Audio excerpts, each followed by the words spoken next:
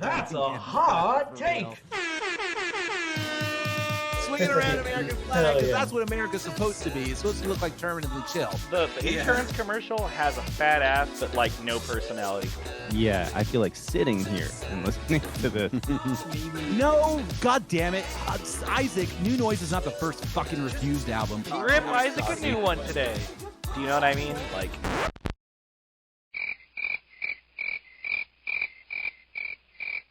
Don't touch my records. Ever.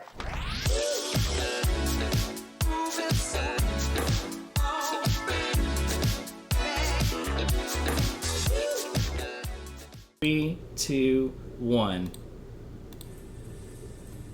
All We're right. live. Hi. We're live. Hi, guys. This is Skeleton Lipstick here, and joined as always by Young Shiro. And welcome to Hot Takes. This is a vaporwave talk show. Well, not even really a talk show, but a discussion show, really, where we basically bring up ideas, thoughts that sometimes might be controversial, but are usually coming from a sincere place of study, so we can all grow and get better. So there is no real hot take on hot takes so much as there are just interesting points for us to be a little bit fluid about, and we try to keep it centered around music, but then we always move around there from life and everything else, and we always kind of bring it back to that, and we're always dealing with our friends in this beautiful vaporwave music scene when we do so. So anyway, without further ado, how are you doing today, Isaac? I'm doing fantastic, man. I've missed you so much, and I've missed you guys a bunch. Thank you so much for tuning in tonight. It's been a month, and we're really sorry for that, but I'm so glad that you guys have welcomed us back into your living rooms, your studies, your coffee shops, wherever it is you might be. And so glad to have you back again, Chris, and so glad to have our special guest on tonight as well. Very happy. Yeah, absolutely. If you guys don't mind, just keep us in the loop about volume levels. If I'm too loud or Chris is too quiet or the music's too loud or just whatever, we appreciate your participation. And I'm going to run back that link for our official Spotify playlist really quick as well, so you guys can check that out. 50 of me and Chris's favorites. Here it is, including tracks by some of our recent guests. Really quick, one other thing, and one other link I'm going to post for all of you brave, intrepid viewers. You want to click that link and leave an anonymous hot take that you would like us to discuss on an upcoming episode. It's all anonymous. Please, by all means. All right.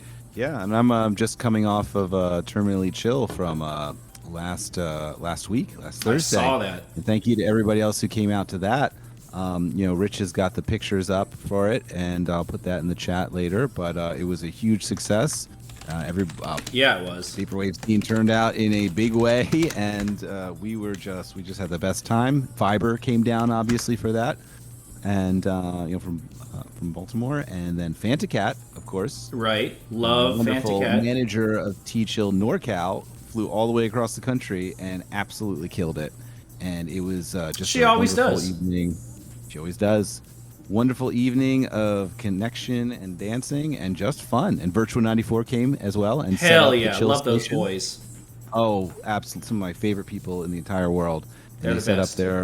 They set up the Chill Station for those who maybe didn't want to dance the whole time, Right. and people could play video games, interact with video art, and peruse the Virtual 94 back catalog of merchandise. So it's a really wonderful experience for building community, and I really enjoy doing it. And, I heard there was a tiny really disco-holic cameo?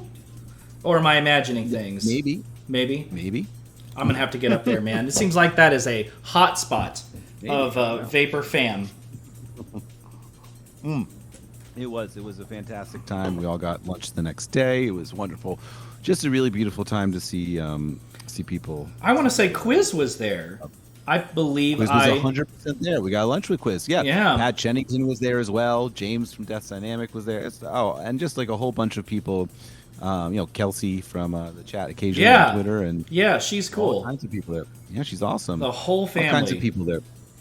Everybody's family when they come there. Absolutely, for sure. Like the Olive Garden. Man, the Vapor Earth is healing. So do Yeah, you yeah. wanna start us off with a recommendation, or do you want me to? Sure, I'll start with a recommendation, and this is one that I've just been listening to a lot, which is FM Skyline's new album, Illuminations. Oh yeah, solid. Obviously, former Hot Takes guest as well, FM Skyline. Love that and guy. Yeah, it's a journey of an album. You know, immediately when I put it on, I think about like some combination between like a almost like a game like Myst.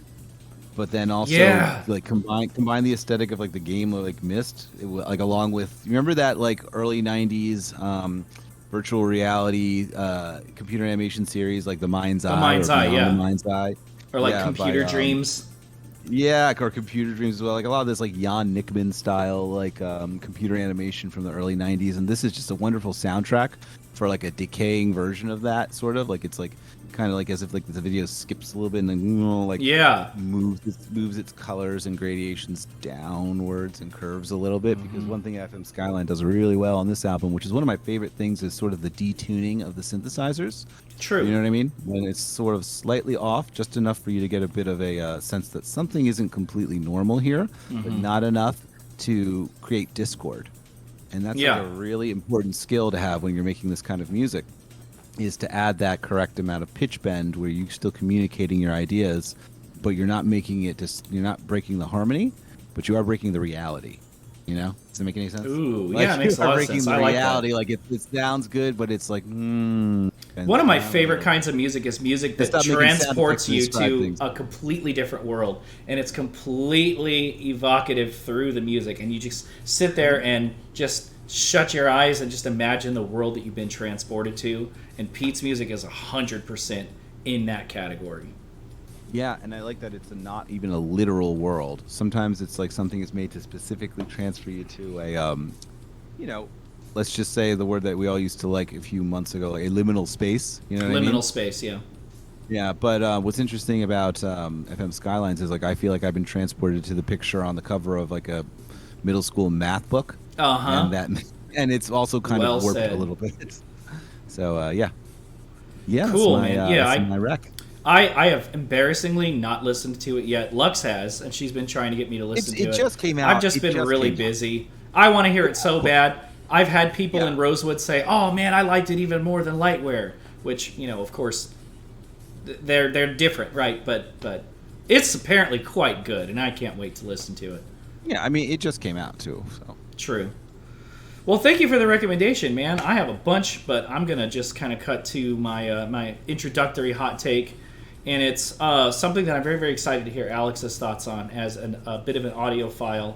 I'm not a musician, and I don't do any mixing and mastering, but there's something, I guess, that everybody who is in that industry is aware of called dynamic range. And it's something where, like, if you listen to music from, like, the 70s or the 80s, it's, like, a lot quieter, almost, than, like, a perturbator track. And my hot take is, I don't know what's going on with the mixing and mastering we got going on today, y'all, but some of these songs with these, like, rectangular waveforms have got to stop. And I mean, this is coming from a fan of loud, aggressive, brutal, violent music like Perturbator and Carpenter Brute. But that shit's too loud sometimes, man. And then I turn on a disco song, or like a new age song, or a vaporwave song that samples a lot of that material, and it's so quiet. And as a DJ, that gets to be a hassle, man. I don't know if you have to turn your gains up and down between tracks, but like... I don't like that, man. It gets on my nerves. What are your thoughts about that? Do you have a position on the loudness wars, as my buddy Vance pointed out in chat? yeah, the loudness wars. That was Actually, I'm sorry, big Lux deal posted that. Yeah, that was. I remember we used to talk about that all the time in like the early 2010s and slightly before that. Was the idea of making the music louder at the sacrifice of some of the details, and I believe we all. I believe the loudness wars sort of won, but they did definitely did.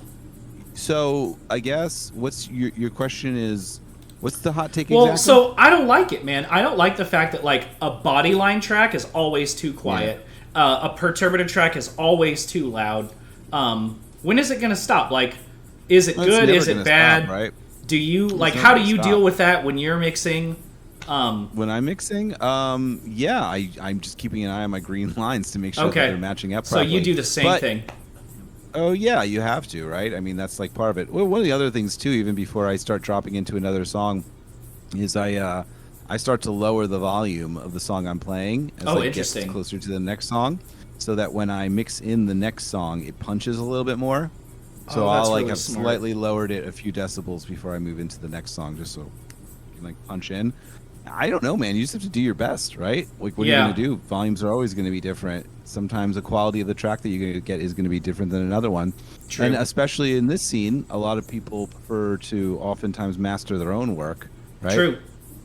And so you never know. You're going to get all kinds of variations. Now, that's the thing that I like. I don't master I used to master my own stuff when I started, but I don't do that anymore because I just kind of always like to get another set of ears on it. And I don't know, sometimes I Yeah. think I've spent too long with the track to be the one who masters it. I did not know you knew And how to after I master. send it, what? I did not know you knew how to master. I don't really like, how does anyone know how to do anything? Right. You know what I mean? I certainly Like, don't. I also don't really know, I didn't like go to school for, music production, right? Like Right. I know how to play guitar. I don't even know how to play the fucking piano, and I write like songs with pop structures and stuff, Right. right? But Mhm. I literally like I refuse to learn chords on the piano. So when I write skeleton lipstick songs, it's like I'm just like I come up with like 7 or 8 chords, and I just do that by like white, black, black, and another white over here. Like that's one, and like I play that, and I'm like remember that combination, Right. And then I just like save that chord I pressed into Ableton. And you record it, and then I do that for another chord, and another chord, and another chord, and then I just piece it together, and that's how you write a song. I'm just like, I don't really know that much about playing these instruments, but I do know a little thing or two about structuring a song, right? Because I listen to a lot of music, and I think about it really deeply. So it doesn't matter that I have actually absolutely no idea what these chords I'm playing are. I know what they Right. want. I want them to sound like, and then I know how many I want to use for each chorus or the verse or a bridge, right? And then True. also, like, I put my work into figuring out how to write songs and also figuring out just sound design in general, right? I spend a lot more Hell time yeah. just digging into the waveforms or parameters of a sound that I'm going to use and what kind of effects I'm going to put onto it and where I'm going to place it in the stereo space than I could ever Damn. spend or really care to spend actually learning music. Or like music Like theory or tradi- some shit. Music theory. Nothing against music theory. It would probably Right. help me, but then if I did know it, I feel like I wouldn't have the magic anymore. So I prefer to keep It would the all magic. be a formula, a Yeah, and I can mathematical play guitar. equation. Yeah, I can play guitar. Like I know kind of like how things should go, but I don't know how to translate to a piano, and I don't want to learn because I haven't in so many years. Well, I'm going to steal your lowering the volume right before the target track Yeah. technique Mm-hmm. because I don't do that, and that's actually really smart. So just before we bring on Alyx, if you had to choose, would you prefer a song that's too loud or a song that's too quiet? Oh, Which is worse? honestly, the more quiet ones are sometimes harder to deal with. Yeah.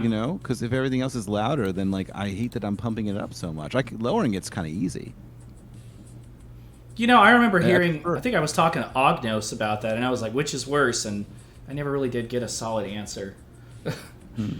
But anyways, all right. So thank you for that, for helping me kind of work through that. We're going to bring on our guest. We brought on an illustrious member of the vaporwave scene,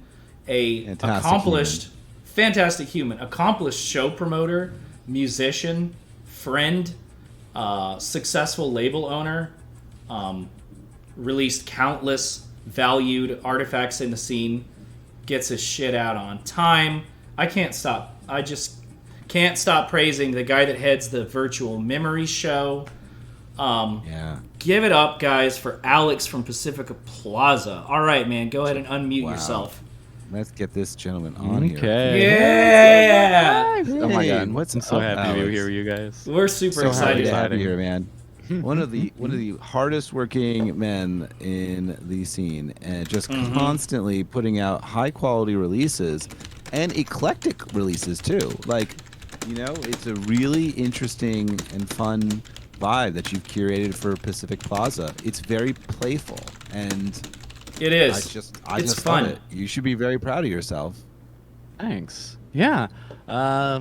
Yeah, for those who don't know, I run a record label called Pacific Plaza Records that is now 3 years old, which is pretty Hell yeah. crazy. I started it in summer of 2018. And yeah, we do a lot of stuff that's in the general vapor sphere, but for people who know me, they'll know that I see vaporwave as more of an art movement and not just a singular sound. And so Yeah. our label is a lot like that too, Great. where we put out a lot of different art related to vaporwave and retro nostalgia kind of based culture. So whether that's VHS, putting on shows, or releasing music, we kind of do a little bit of everything. Yeah.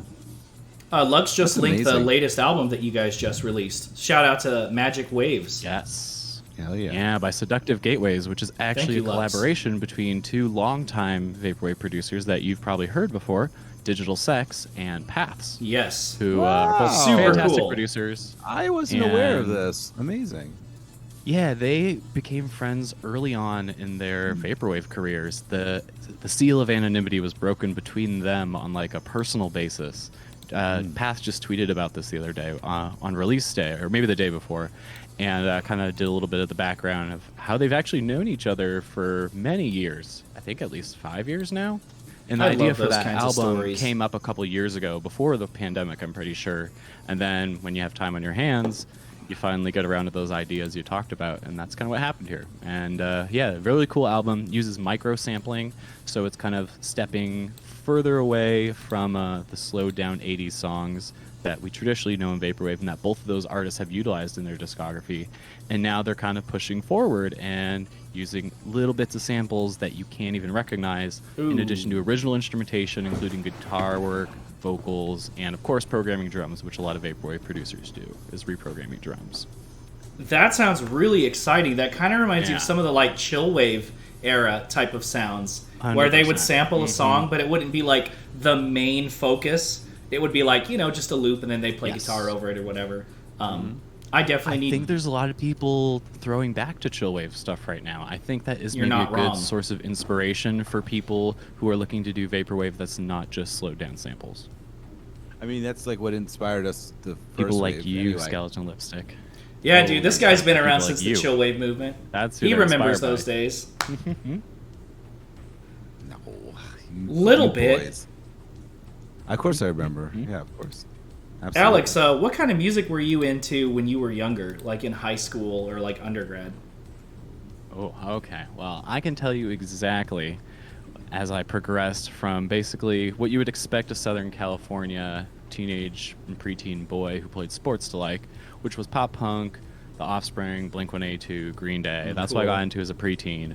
But when I got to middle school and high school, I met friends who introduced me to, first off, emo and hardcore, and then Really? into indie music, which Yeah. at the time kind of meant something different than it does now. This would have been 2003 and 4. So Nice. I first got into like American Football, Bright Eyes, Nutrimook Hotel, Elliott Smith, Broken Social Scene. I got into all those Yeah. bands my freshman year of high school, after having previously only been into like Motion City Soundtrack, something corporate, and bands of Yeah, that ilk the before surface- that. the Like, because I surface went level to stuff, Chain yeah. Reaction growing up. Yeah, because I went to Oh, Chain sick. Reaction growing up, which is like one of the legendary, like all ages, punk venues of the pop punk and emo era. So they own the website allages.com. Oh, wild. Really? Yeah, Wild. but I mean, people in the local scene don't really like them anymore. They became a pay-to-play spot and a place that like industry label bands, like Victory Records kind of bands, went through, and then the labels that imitated Victory in the coming years after that. So no one really Yeah, fucks Yeah, with I Chain remember anymore. when but, Victory Records was like Yeah. straight up. It was like the straight up hardcore label. Yeah, for And Tony then you fucked would- it all up 'cause he's a nutbag. The guy who runs Damn. it is crazy. Yeah, back when it was like bands like Strife or like Earth Crisis and such were on it. And then I remember Yeah. being like stepping away from that label for a while, and then coming back being like, oh, this is like a different thing now, huh? Like, Yeah, they fucked over so many other bands. It's wild to hear stories because I love listening to podcasts, and I listen to a lot of podcasts that are interview shows, and there's not a lot of vaporwave content there. So most of the stuff is the things I was listening to like before I was into vaporwave, which is about like emo, indie, and hardcore. So I listen to like hardcore podcasts, but I very rarely listen to. Like, Oh, that's got to be music on my really own, interesting. You You ever know, listen to the Washed Up Emo podcast? every single episode. Tom is Yeah. awesome. People have told me Wow. that like I used to have a podcast, and people used to tell me I sounded a lot like Tom, and I could did see some of the same that. I hear vocal things that. of his. Yeah. And No yeah, way. over the years of continuing to listen to his podcast, I'm like, God damn, they were right. Yeah, I used to have a podcast called the Heavy Snacking Podcast, where I'd interview DIY musicians about touring and about their favorite foods and like weird regional foods. So That's so cool. definitely was inspired How by it. fun. Why Yeah. did you Well, stop? You have a, That was you one have of my an interesting, inspirations. yeah, you have an interesting sort of journey. Yeah. Throughout all of this, right? Huh? I just like Yeah. to do a lot of things. I mean, I think one of the things I valued in life, and I kind of discovered this as a teenager when I read like Jack Kerouac. I went through one of those phases where you get really into like the beatnik subculture, Right. and you learn a lot about jazz and poetry, and you know, you watch the top 50 movies from the American Film Institute or whatever. Yeah. And Yeah, we all go for through that me, phase. that, I know, right? I went through that And, phase. like, The I know on the exactly road what you're talking phase, about. Catcher in the Rye, on fucking. the road. Yeah. It's like when And you that's start to where- really like hyper elevate your cultural capital. Like when you hit like a certain age in like your early 20s, and you're just like, time Right. for me to watch all the top 100 AFI films. This is knowledge I need to have. Right. And yeah, I think everybody Yeah. kind of goes through that phase before you actually figure out what your actual taste is. Do you know what I mean? So, Absolutely. Like you're going off of Yeah. like the most acclaimed things, the things that will bring me closest to something that speaks to me. And then maybe like I'll hit something, and then I'll travel that rabbit hole down, right? And then like you kind of develop your own personal taste, your own personal perception of art and culture. But like we all start there, like we all kind of Yeah. start there, right? I did too. Yeah, and like the It's not two a bad things for place me to is start. one of them was No, it's a great place to start. I experience. agree. Yeah, for sure. Like experiencing things, like learning things by experience, learning things by doing. That's one of the things I kind of picked up from like the beatnik subculture, I guess I would say. Yeah. And as opposed to like hippies who were like, tune in, drop out. I was like, no, that's not what I want to do. I want to like be active and do lots of crazy stuff. And I was an activist in college. I got arrested like doing, Oh, shit. building occupations and farm occupations and stuff like that.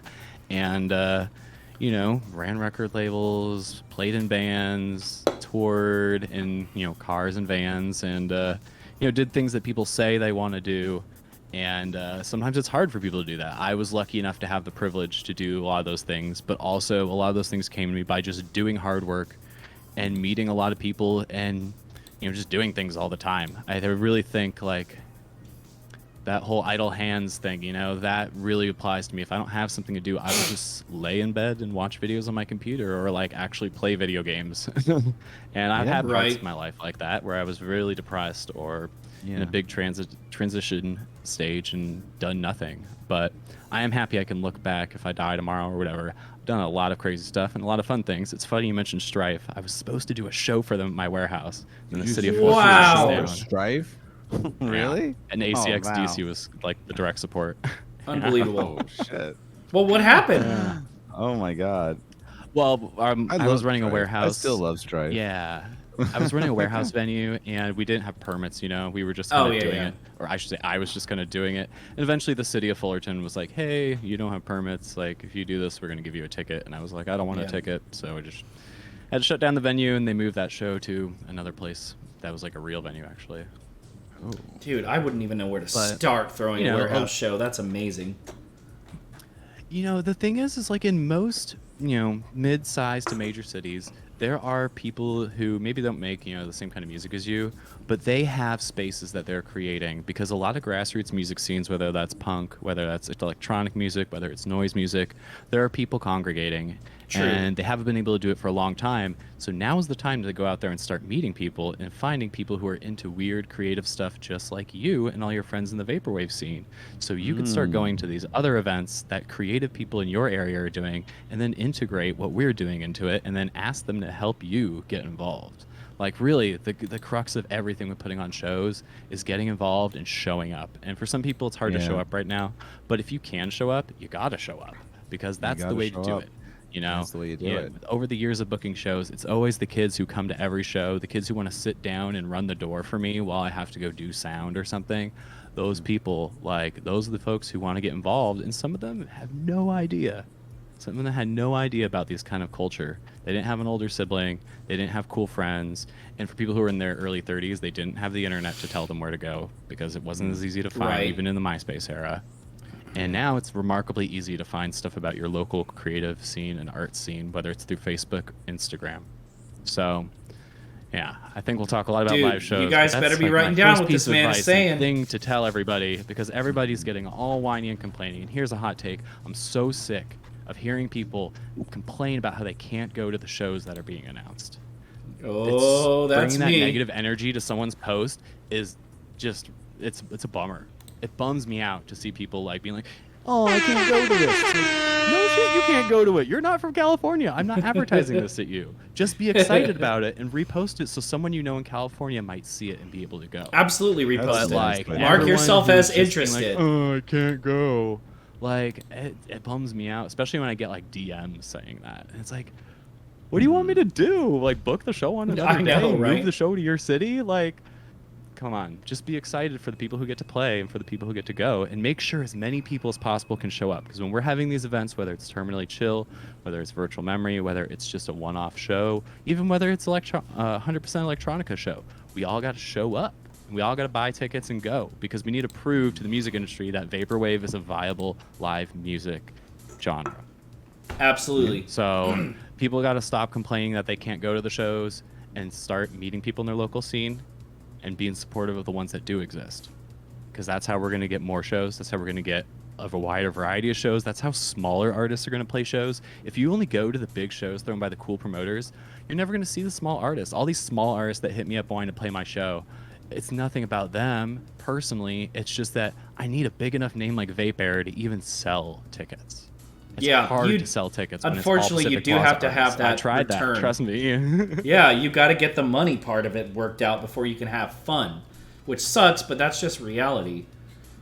Tough love from Alyx. Y'all better listen. People like Chris that can do it, and Agnes who can do these things and set up these events and make them happen. What we need is people to be excited about them. Even if you can't show up, just being excited about it and getting the word out is good, because we want this community to have its tentacles starting to spread into live music, because that's what we all are excited about, right? That's what I feel like people have been talking about for over a year. Every URL show, people talk about IRL shows. So now's the time to get our boots on the ground and spread the word and be supportive instead of complaining. Yeah, absolutely. Tough love from Alyx. Yeah, it's tricky. It's tricky to always figure out the best way to do these things, right?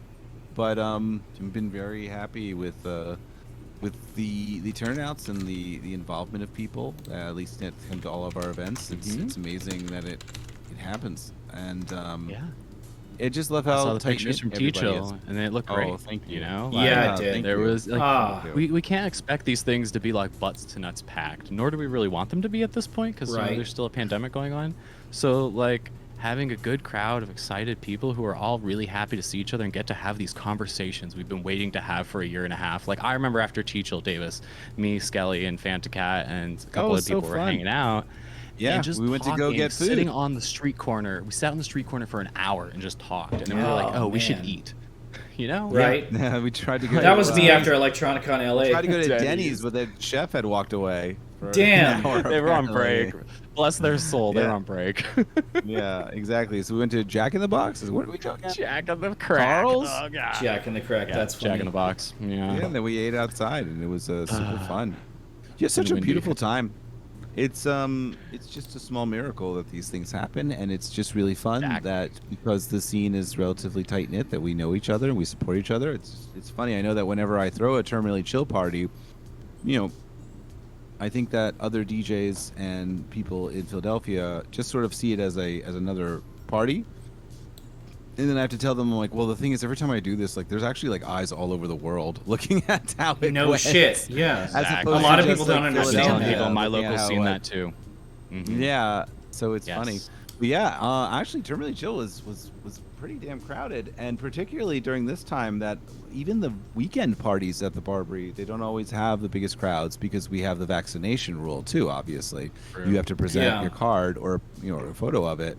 So I didn't realize how much that was going to affect things. But yeah, I guess a lot of people aren't as vaccinated as I assumed they were, because parties are like not terribly crowded on the weekends. So that's why I was really shocked when Terminally Chill did well. But we do our very best to promote that party, and at the end of the day, it's a little bit easier to sell a party than a show sometimes, because a party is a party, and it's at the club that people maybe go to anyway. So I was going to congratulate you also, Alex, on how safe it looked like everything was at the warehouse where you throw your shows. I was wow, people are having a good time, they're talking, they're chopping up, but there's also people wearing masks, people social distancing. Like, I can tell that this is a good, safe, fun but safe vibe, and I just wanted to recognize you for that. One of the things that's unique for me in my situation is that I'm booking at a place that is run by friends of mine that my band practices at, that me and a number of other people filmed green screen sets at over the pandemic, and they largely let me have control and make the rules, so to speak. Nice. So if we set a culture that is everybody wears masks, everyone wears them properly, then there's no problems. And there wasn't problems. I think Aaron said last Friday on the Funny Net show that there was one person he gave a mask to because he didn't bring one. And there was one person I had to give a mask to because they didn't bring one. And that was totally fine. And no one was like scorned. No one was treated like a child. There was no arguments. They were like, oh, okay, cool. They put it on. No big deal. You know? There we go. And that's awesome. And I was telling everyone who was involved in the show, everyone who played, everyone who was there earlier while we were setting up, I was like, if we create a culture of being safe and wearing masks, and then we can take them off outside when you're outside smoking. You need a break, you can go outside and take it off. Like, if we create a culture and we all enforce it and we're all very cool and even-headed about it, it's not going to be a problem, you know, if we have to keep doing this for a while. We can keep having shows, because honestly, the cat's out of the bag. The reason I booked a show is because so many people are booking shows in our local scene, not just, you know, in the vaporwave scene, which that was, you know, getting to me too, I'm not gonna lie. But like, it's just the cat's out of the bag now. We're not going into more lockdowns. This is in Australia. Shouts out Jez. But you know, shout out to the homie. We're where we're at with this, and we have to do our best to be safe. So. And it's not that bad. Followed the rules that the venue asked for, and then we created our own culture of safety. So follow the rules, and then also create your own culture, so you don't have to rely on someone being the authority figure. I mean, I don't want to be people's parent. I don't want to be someone's like dad or be the police. That's not what I want to do when I'm throwing a show. But I do want it to be a safe space, and I do want to be, you know, in control and aware of what's going on, because that's just the kind of person I am. Good man. I was at I went to see Baltra, a lo-fi house artist DJ, last weekend, and I wore a mask. You know, I don't tell anyone how to live their lives, but I wear a mask, and it was not that bad. Like, I was jumping up and down, I had a few drinks, and it was like not as bad as I thought it was going to be. I actually saw Farplane there. Shout out Farplane. Oh, sure. But yeah, that's good, man. Yeah, proud of you. Happy shows. And like, I always double mask when I go to shows. I mean, it works out well for me because I'm a sweaty guy. You're I know a real I'm gonna one. get sweaty. I mean, I was double masking in our show. If you look at the pictures, I mean, unless I'm like smoking or drinking, like I double masked at our show. I mean, I'm trying to set an example. And really, the CDC did recommend double masking over 6 months ago, especially if you were in crowded spaces or if you're around children. And I do work and teach children, so like double masking is not a problem for me. And if you're sweaty, it's actually great because you can wear your nice, cool, fashionable mask on top, and then you wear the paper disposable under. And if you get really sweaty and the paper mask is all nasty, you take it off and you put a new one on. And your nice, cool, fashion mask on top still looks great. So I recommend double masking, honestly. It's the way to go. I'm not and that it's cool. Safer. It is safer, and that's what the CDC has said. And while I distrust the government in general, science experts have recommended these things, and they recommend them to educators, and so I kind of trust what they're trying to do to help save our teachers, because teachers are now experiencing the worst of the pandemic. Oh, yes, they are. I mean, if they weren't last year, they're experiencing something worse this year in some cases because of the parents, not because of the children. But kids are able to wear masks all day at school. You should be able to wear a mask at a show. It's not that bad. Alex, can I ask, you know, how did you get you do so fucking much. You put on these shows, you run this excellent record label, you're always making interesting devices whenever I look at your Instagram Oh, yeah, story. you do that too. So, you know, and you've been involved in so many scenes, and you build so much and help so many people. Where does this come from? Like, where does this disposition in you, like, has it always been in you? Or did you just one day were like, you know what, I want to get involved? Like, what happened? Like, I'm just because you just told me the story about Vape Hour where you're like driving him down the coast, you're having all these amazing experiences, you're helping so many people, you're just aiding art in such a true and sincere way. And where did this start? Where did the decision to become so involved come from? Has it always been like So this? I was always like a creative person. My grandma was really encouraging with music for me and my brother. And so we did like children's theater with my mom when we were kids. I grew up playing like violin and orchestra. Oh, wow. And then I like Yeah. picked up a guitar in the beginning of high school, and that's when I started my first band. And I Did think you for a feel while I empowered by didn't the really experience? know. Yeah, I think for a while I didn't really like have a concrete reason until I got into leftist politics. And then I made the connection between like DIY punk culture and sort of the idea of doing it yourself, and that being a stance against kind of complacent consumerism. And that sort of resonated with me a lot as, you know, I became like a young college student and then an avowed politically active leftist. And so I saw it as like a really like political thing for a long time. Yeah. And So you then have a lot of energy from the recently- politics, and it translated into Yeah, you do. your energy for the music Yeah. too. Yeah, but also I also realized like as I've gotten older, you know, like now I'm like in my 30s and I'm like looking back on things, and yeah, I think part of it's a restlessness, and a big part of it is being privileged. There's It honestly is no way true. around it. I mean, I grew up in a white middle class suburb. It was easier for me to do this, and so why would I not take full advantage of it if I can? And that's what I'm still doing. You know, I mean, after I had two What's the, warehouses. One was a venue, one was a studio that we lived in. After they both closed down, I Oh, moved sick. back home, and I still live at home. Interesting. And you know, that's not like the coolest thing to say. No, Although, you know, Mike no. Park from Asian Man Records, he still runs his label from his parents' house, which I Mike think is Park awesome. from Asian Man Records is one of my absolute heroes. Yes, he ran His that TikTok record is label great. with himself and his girlfriend and in his parents' garage. And every time I used to order for an album from Asian Man Records back when I was like a very young kid in like the 90s, they'd always send me extra buttons. I'd be like, Oh, an extra man, that's Link 80 dope. button. An extra Link 80 button and an MU330 button. Hurrah. Like it was a great day. Hurrah. I loved all the. I would order shirts for them. You could tell they were like fully like ironed on. Like that was so cool. Yeah, Like, that all was packed amazing, by all the hand work. by Mike or bands on Yeah. the label, or you know, He was a interns or big- people that yeah. work for him. It's You funny. know, It's he's, just funny like, you mentioned legit. him because he was a big inspiration to me as well. It's just funny you mentioned him. Well, the see, rest this is what I love about vaporwave is I know that there are a lot of people who have a sort of DIY background. I'm trying to avoid saying the P word because John Zabelli got really mad when I kept bringing up the P word with him. Oh, I always but joke with him like about that. you know, I say yeah, he's yeah, yeah. Greg Ginn You of know. Vaporwave all the time.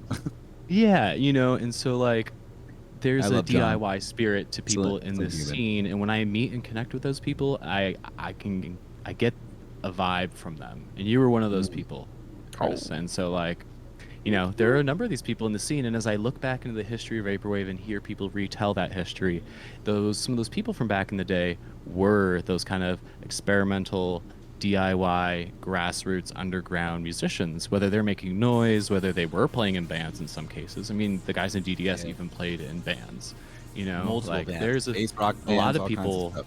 Yeah, and there's multiple people throughout the history of vaporwave that have been from those backgrounds and scenes, and I think that's really cool to discover, and I love finding that out because it makes me feel like I belong in this more. I love the Yeah, diversity in this scene, dude. It makes us stronger, for sure. And honestly, dude, there's no shame in living at home. The minimum wage hasn't risen in like 20 years. Absolutely not. Absolutely not. Hey, question. You mentioned that moving you forward is a general restlessness. What's the general restlessness? I What is too the want to know restlessness that. about? Just to do stuff. I To don't do know. There's stuff. Love it, man. Love it goes that. back to that whole the beatnik subculture of like you learn by experiencing things, you learn by doing things. Like yes, I can spend a lot of time, trust me, deep diving a subject and reading on Wikipedia or reading every interview some indie band has ever done on the internet, and I've done that. I've read every single interview with Kevin, the I lead do singer that. of Broken Social Scene. You know, Yeah, I've done that. I do that too with artists I like. I go through all their interviews. But I also Yeah. decided to start my own band with 10 of my Yeah. friends.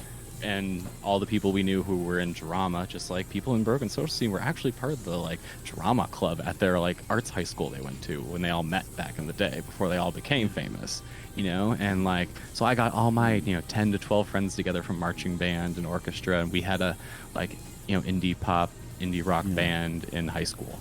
And, oh, that's too cool. Nowadays I like get my friends who like weird electronic music to throw vaporwave parties with me, like Earthboy events. And when you do all these things for all these people, does it give you like that warm feeling inside your soul? Like, this is great. I'm doing something. I'm creating. I'm helping. I'm building a different world. Do you get like a really like great sensation from that? I think making art and participating in artistic communities is a political statement. And I've maintained this since I was actually doing real political stuff versus now where, I don't go to protest and occupy buildings anymore. But participating in independent grassroots artistic communities where our money is flowing within our community, we're paying each other to do things, we're raising money for each other and to forward our own careers and our own art and creating, the best art we can personally create. It might not be mind-blowing or groundbreaking, but the best art we can personally create, and supporting each other to do that. I mean, most humans will never get that support from someone in their life, even from their own family members. Unfortunately. So if we can provide that, that's amazing. That's super cool. And it is almost like an extra family. Depression. A distraction from depression. True. Yeah, I got diagnosed with like chronic depression in my early 20s. And it's really rough. It's rough. It's horrible. Yeah, part of it was definitely that. Feelings could hurt.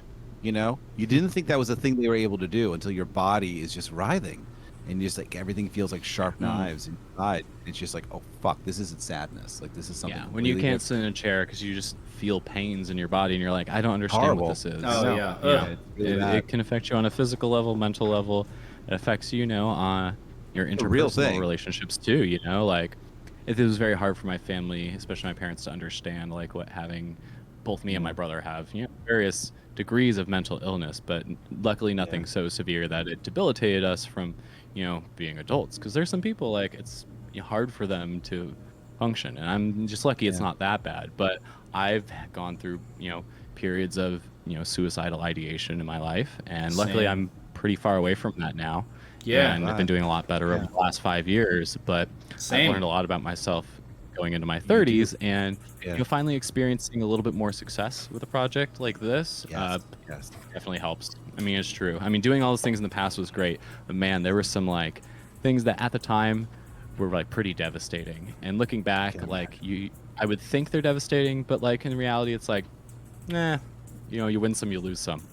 That's exactly in the scope of your whole life. Right? It's not as big a deal as you thought it was at the moment. Right. It's hard to see that sometimes. It's really hard for people to see that sometimes, and like you got to remind people sometimes that don't lose faith, understand that this is a small moment, and it's going to be surrounded by multiple moments after, multiple before, and it'll be like just like you said, you win some, you lose some. Because look at how successful what you're doing now is, and how like elegantly designed it is, and how beautiful it is. It really is, dude. I'm waiting for the Pacific Plaza commune to go live maybe one day. Every new album, every new graphic. Like, the reality, I'm really proud of what I do, but the reality is, another hot take here, is everyone except 100% is tiny. Even High Wraith isn't really that big. Correct. Just from pure economics to actual connections to, in some cases, talent. There's even 100% electronica is people like me from 100%. Yeah, and even they're not huge. They're just kind of like a small boutique indie label. It's still a struggle. Yeah, they have to work very hard to do what they do. Yeah. They work really hard, and I have a lot of respect for that label. Yeah, it's tough, man. Yeah, I don't know if George even sleeps at this point. You have to sacrifice a lot. You have to sleep. Trust me. And he did it for years with like very little return. I think that people don't always. It will get to you eventually. It will. And there's some people right now. You just have to keep doing your thing. Getting to them right now. And I'll hear people be like, I only sleep 3 or 4 hours a night, and now I'm working all day, every day to like push my music or push my dreams forward. And it's like people need to relax. Whoa. Yeah, I actually have a question for you. Live a normal life as well. Do you ever get burnt out, Alyx? Or like have to take a break, or because you seem like you're just go all the time. Like, how do you balance? I take small breaks. It's all about small breaks, Like, you don't want to build up to the point where like you have to disconnect for a long time. And Sure, I've no. done that before. I would say there's two big periods in my life where I burned out on music. And one of them was after doing the first time I ever started like doing a lot of touring with very little pay and recognition. The first year where I did a lot of that. Yeah, By the that's end hard. of it, pretty burned. My friends were not into it anymore because like obviously they were not as passionate as I was, and I was doing this with my friends, not necessarily other musician types back in the day. And then I got really into politics and did activism instead of music, basically. That's so cool, though. And then after my 2 warehouses got shut down, I just needed to take a break. I mean, it was expensive to have 2 leases, to also basically be property managing for a bunch of musicians and creative people. Like that's That's a headache, lot of- trust me. You know, be me. Alex, that's Doing 2 to amazing 3 that- shows every week, like it was a Yeah, lot. And so when couldn't it be all Alex, got shut down, that- it was easy yeah. to throw my hands up and say I could take a break now. Of course, because you did so much for so many people. Do you know what I mean? And it's really hard when you're managing 2 warehouses, property managing, having bands coming in and out, because you're just giving like a lot of yourself to it. You know. Do It's you guys true, hear but me? I should, one of the things, yeah, totally. Well, you I can should, hear you. but And you one of should the also things is I listen to your should, because needs, I have the privilege to participate in this Okay. in the way I do, and so I am more than happy to do that work, and I'm more than happy to support That- other people because yes. I want to treat other people the way I would like to be treated. You know, the whole Yeah. golden rule thing, all the Christianity that a lot For of us were raised sure. with. I still believe in some of that stuff. I don't consider myself an atheist. Like, I want to treat people the way I want to be treated. If I was to go to Philadelphia and play a Yeah. show, Oh, I you want to be would be treated the taken same care way of. I would treat you here. Yeah, man, when absolutely. when Sev flies out here to come play a Oh, show, man. even though I mean he flew out here to Love that meet guy. people from Rosewood and hang out with his friends, but it also happened to work out where like we had been chit chatting because he's working on an album for the label, and I was like, well, if you're planning to come out anyway during the summer, let's just do something because I'm itching to book a show, and I made sure like okay, Aaron, Groovy, and your roommates, are you cool with putting them up? We were very clear about the money stuff, and like we just made sure everyone was taken care of. When Nrail got added last minute, he didn't have any gear to play with, so we figured that out. Drove up to where Nrail was staying and like made sure we got that worked out. And Love that guy too. gotta support other people. I would hope people would go out of their way to help me if I was having gear problems when I'm in another state. This scene is particularly good for that. Do you know what I mean? Because people are so kind and so friendly, as opposed to I'm sure maybe you've They had some are. experience with some other scenes, and maybe they didn't appreciate what you did quite as much, and maybe that's led to some of the burnout and everything. Was that you That were does dealing happen. with Happens artists to a that lot of people. yeah, especially with someone like you who is so giving of their time and kindness and care that, sometimes the wrong people get it and it burns us out. And I'm just happy that you're here with us now instead of maybe Yeah, man. with someone who didn't appreciate Yeah. you so much. Every scene The needs an whole thing with Alyx. bands, the whole thing with bands has been interesting with me because right before COVID hit, I was actually booking some of my biggest shows with touring bands, and they weren't popular by any stretch of the imagination, but they were bands that were getting pitchfork reviews, and like good ones, not like a 3.0 or whatever. And these were like emo and like indie bands, and so it was kind of this first wave that's been happening the last couple of years where emo leaning bands are actually getting respect from major critical publications like Oso Oso. The World Oso is a good Oso's example great, of that. Yeah, those bands kind of set the tone for it happening. And, I actually booked a show in a bowling alley that like 250 people showed up to, including multiple Pitchfork writers who were tweeting about it. Oh, And that that's was so like cool. one of the last shows I did before the pandemic hit. But during the pandemic, I've reflected so much on the scene and myself, and vaporwave is what's been exciting to me, and I'm bringing and doing a lot of the things that I was doing in like the DIY, whether it's indie, hardcore, punk, whatever you want to call it, whatever kind of bands I was booking or helping book. I'm bringing that same energy to vaporwave and my experience, and I think it's a special thing to have people with that experience in the scene right now who can make the live scene pop off, because like Male Tears has said this bunch, we're kind of in a new renaissance of creativity because everyone's been cooped up for so long, so they either have a lot to share or they want to get out and do a lot of things now once they feel safe to. And a lot of bands are now releasing their albums, people are creating new works or premiering a lot of new stuff because they feel comfortable doing that again. So there is some validity to the whole second renaissance thing. Absolutely, He's right. man. There's That's been an the way to do it explosion as of well. creativity, and it's awesome. We love to see it. Oh yeah. How do you like to best circulate your releases, or how important to you is things like reviews or blogs or curators or I guess Spotify playlists with regards to getting Pacific Plaza Discogs out there? Honestly, this is the biggest thing I think about right now. I mean, I get a lot of high quality music submissions, so I'm not like worried about running out of submissions, so to speak, Of or like course. running out of releases. And yeah, a lot of it is like thinking about how to circulate it best, how to get people to just like take a taste of it and at least give it a chance. And there's a lot of noise out in the scene now because there's a lot more people that have joined during quarantine and during COVID. I've never seen so many new people enter the scene between, I would say, 2017 and now.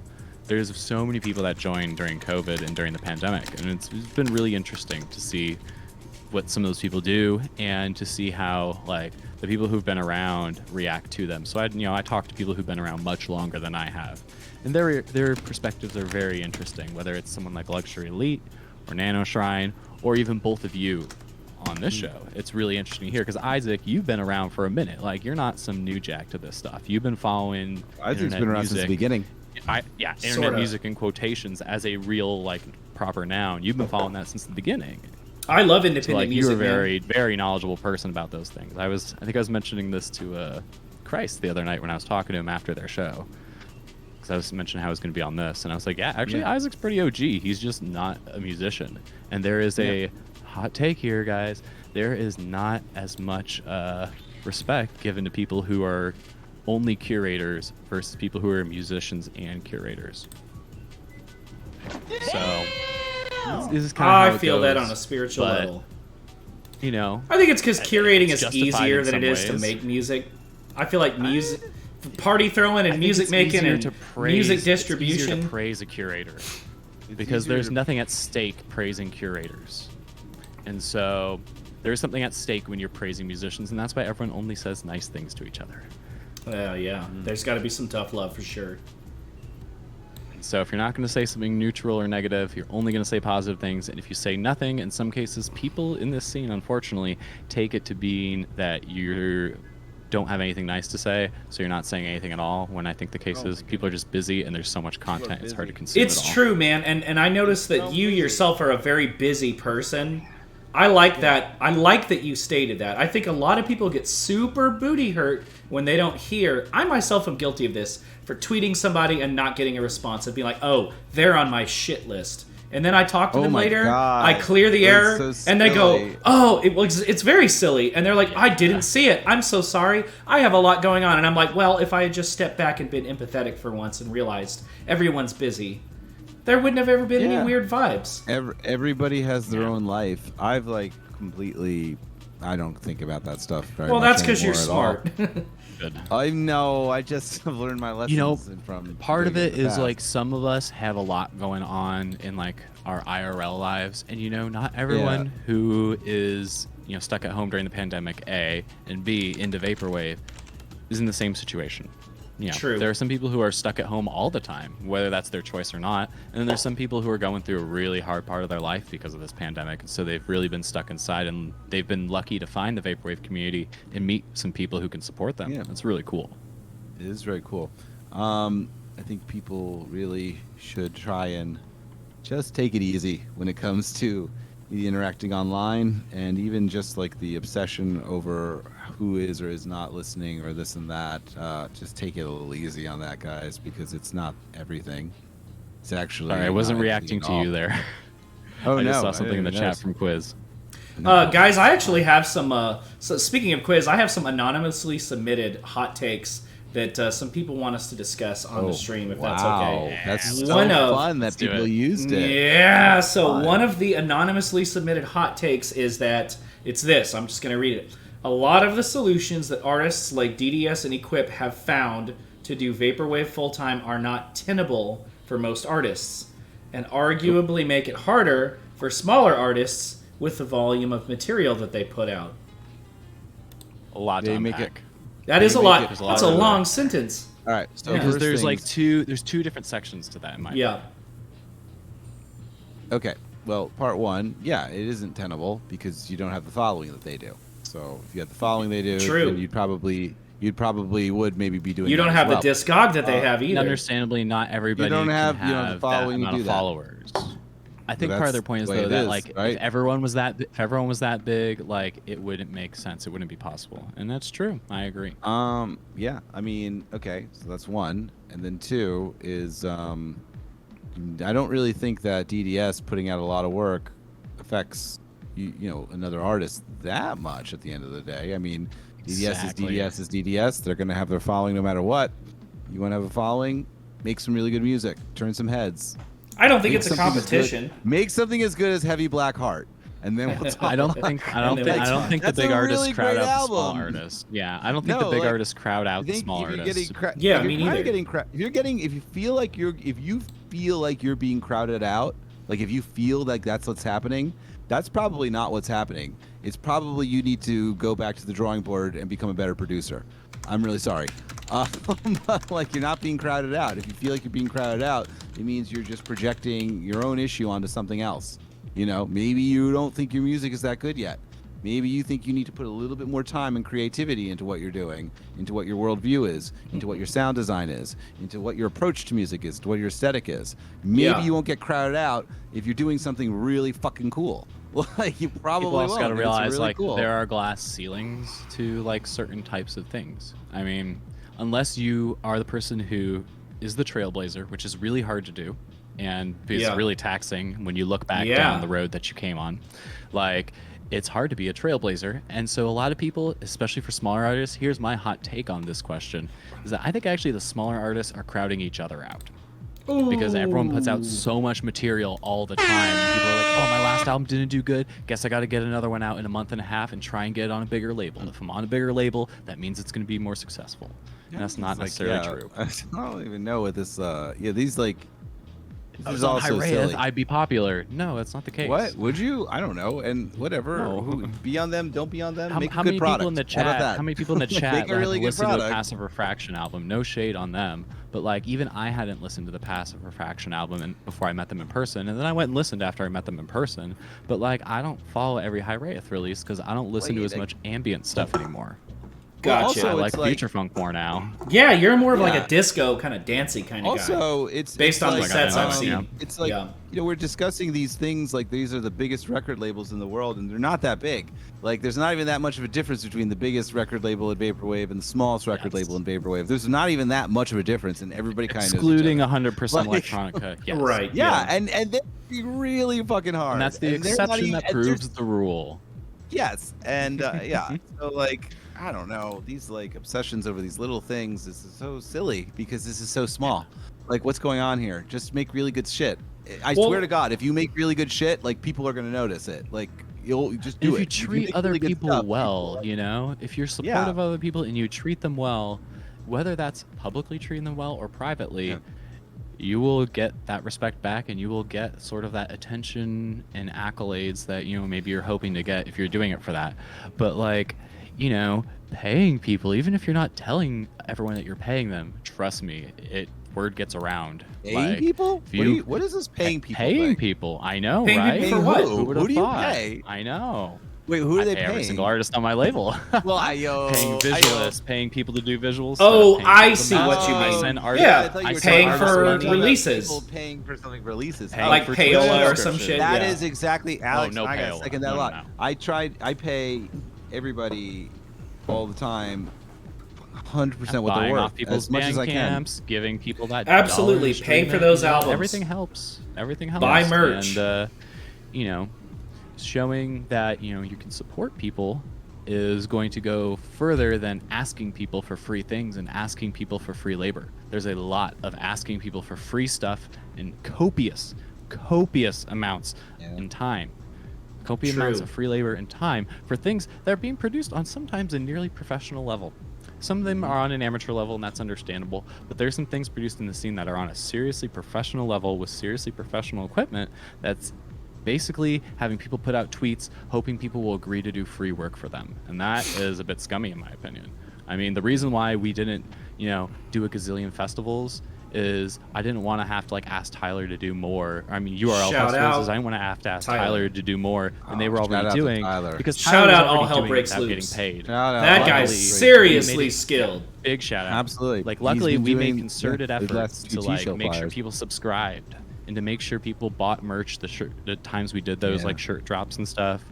I went and I made sure I bought the shirt to support Tyler. I support Tyler at the highest level I can. Everyone because does. that's like me paying Everyone that can. I you get that know? we're not all rich. Not all of us are able. I know there's a lot of Can't afford kids to and do it, stuff in should the you do scene. it? If you I can't pay it on certainly yourself, you pay gotta pay every someone single else to do time it, I have a should you do it? chance. You know, Yeah. I mean, I talked to Mr. Mello, who helps out with the label, and you know, he's like our intern. Shout out and Mr. I Mello, give him too. every single release Shout for out. free.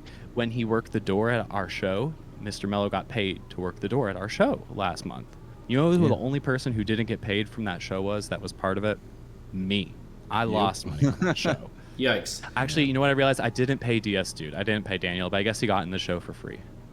But, you know, Daniel was, I guess, the only person who didn't get paid. But the person who was bartending got paid. I made sure to tell everyone to tip the bartender because he's a friend of mine who plays in my band. The Yeah. sound engineer got paid. You feel like- What did Luke Daniel got paid do? the Was he most was out of DJing anybody in that night. between acts? I want to say, right? Daniel DJ. Yeah. Shout out to that guy. Love Yeah. DS dude. So basically, me and Daniel were the only people who didn't get paid at all. And you know what? You've Daniel didn't have fostered any a- expenses for the Yeah. show, but Yeah. I had a lot of expenses for running that show. And Yeah. part of it is, you know, putting others before yourself. If we're in a scene where there isn't a lot of money to be made, and you're trying to like make up for that money with clout doesn't go that far. No. No, It doesn't it really put food on the doesn't. table for sure. It's great you're And, gonna play a URL show with someone that's like an artist you love, but like, I don't know. I mean, doing things and asking for lots of favors is something that's been getting under my skin for the last year at this point. By the end of yeah. last summer, it was very clear that it was just gonna be a thing we didn't talk about. It was gonna be untalked Yeah. about. How we didn't pay anybody, how we didn't try and raise money for ourselves during this pandemic. We raised thousands of dollars for charities, and that's great. True. I'm not here to say we shouldn't raise money for charity, but also we have a lot of struggling creators in our own community.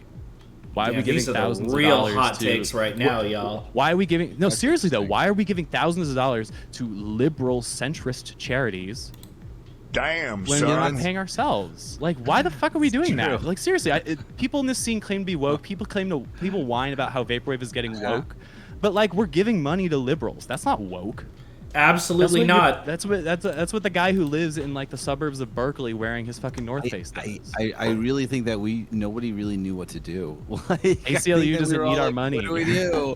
I will say it is That kind of support things that Kind of support hard to tell Afro-Tectopia. sometimes Some where to people send did it a good to. job with it though. You know, Hard. Afro-Tectopia, that was cool that people picked charities like Afro-Tectopia. I was proud that we picked charities that were local. Oh, to yeah, Los you Angeles sent when we to, like, donated the money. Okra We donated Project. to small local things. Yes. I remember Stuff that. I got helped to people of participate in color, that. It was people that helped great. trans people, stuff that helped LGBT people. We did things that helped oppressed communities and didn't just give money to liberal charities.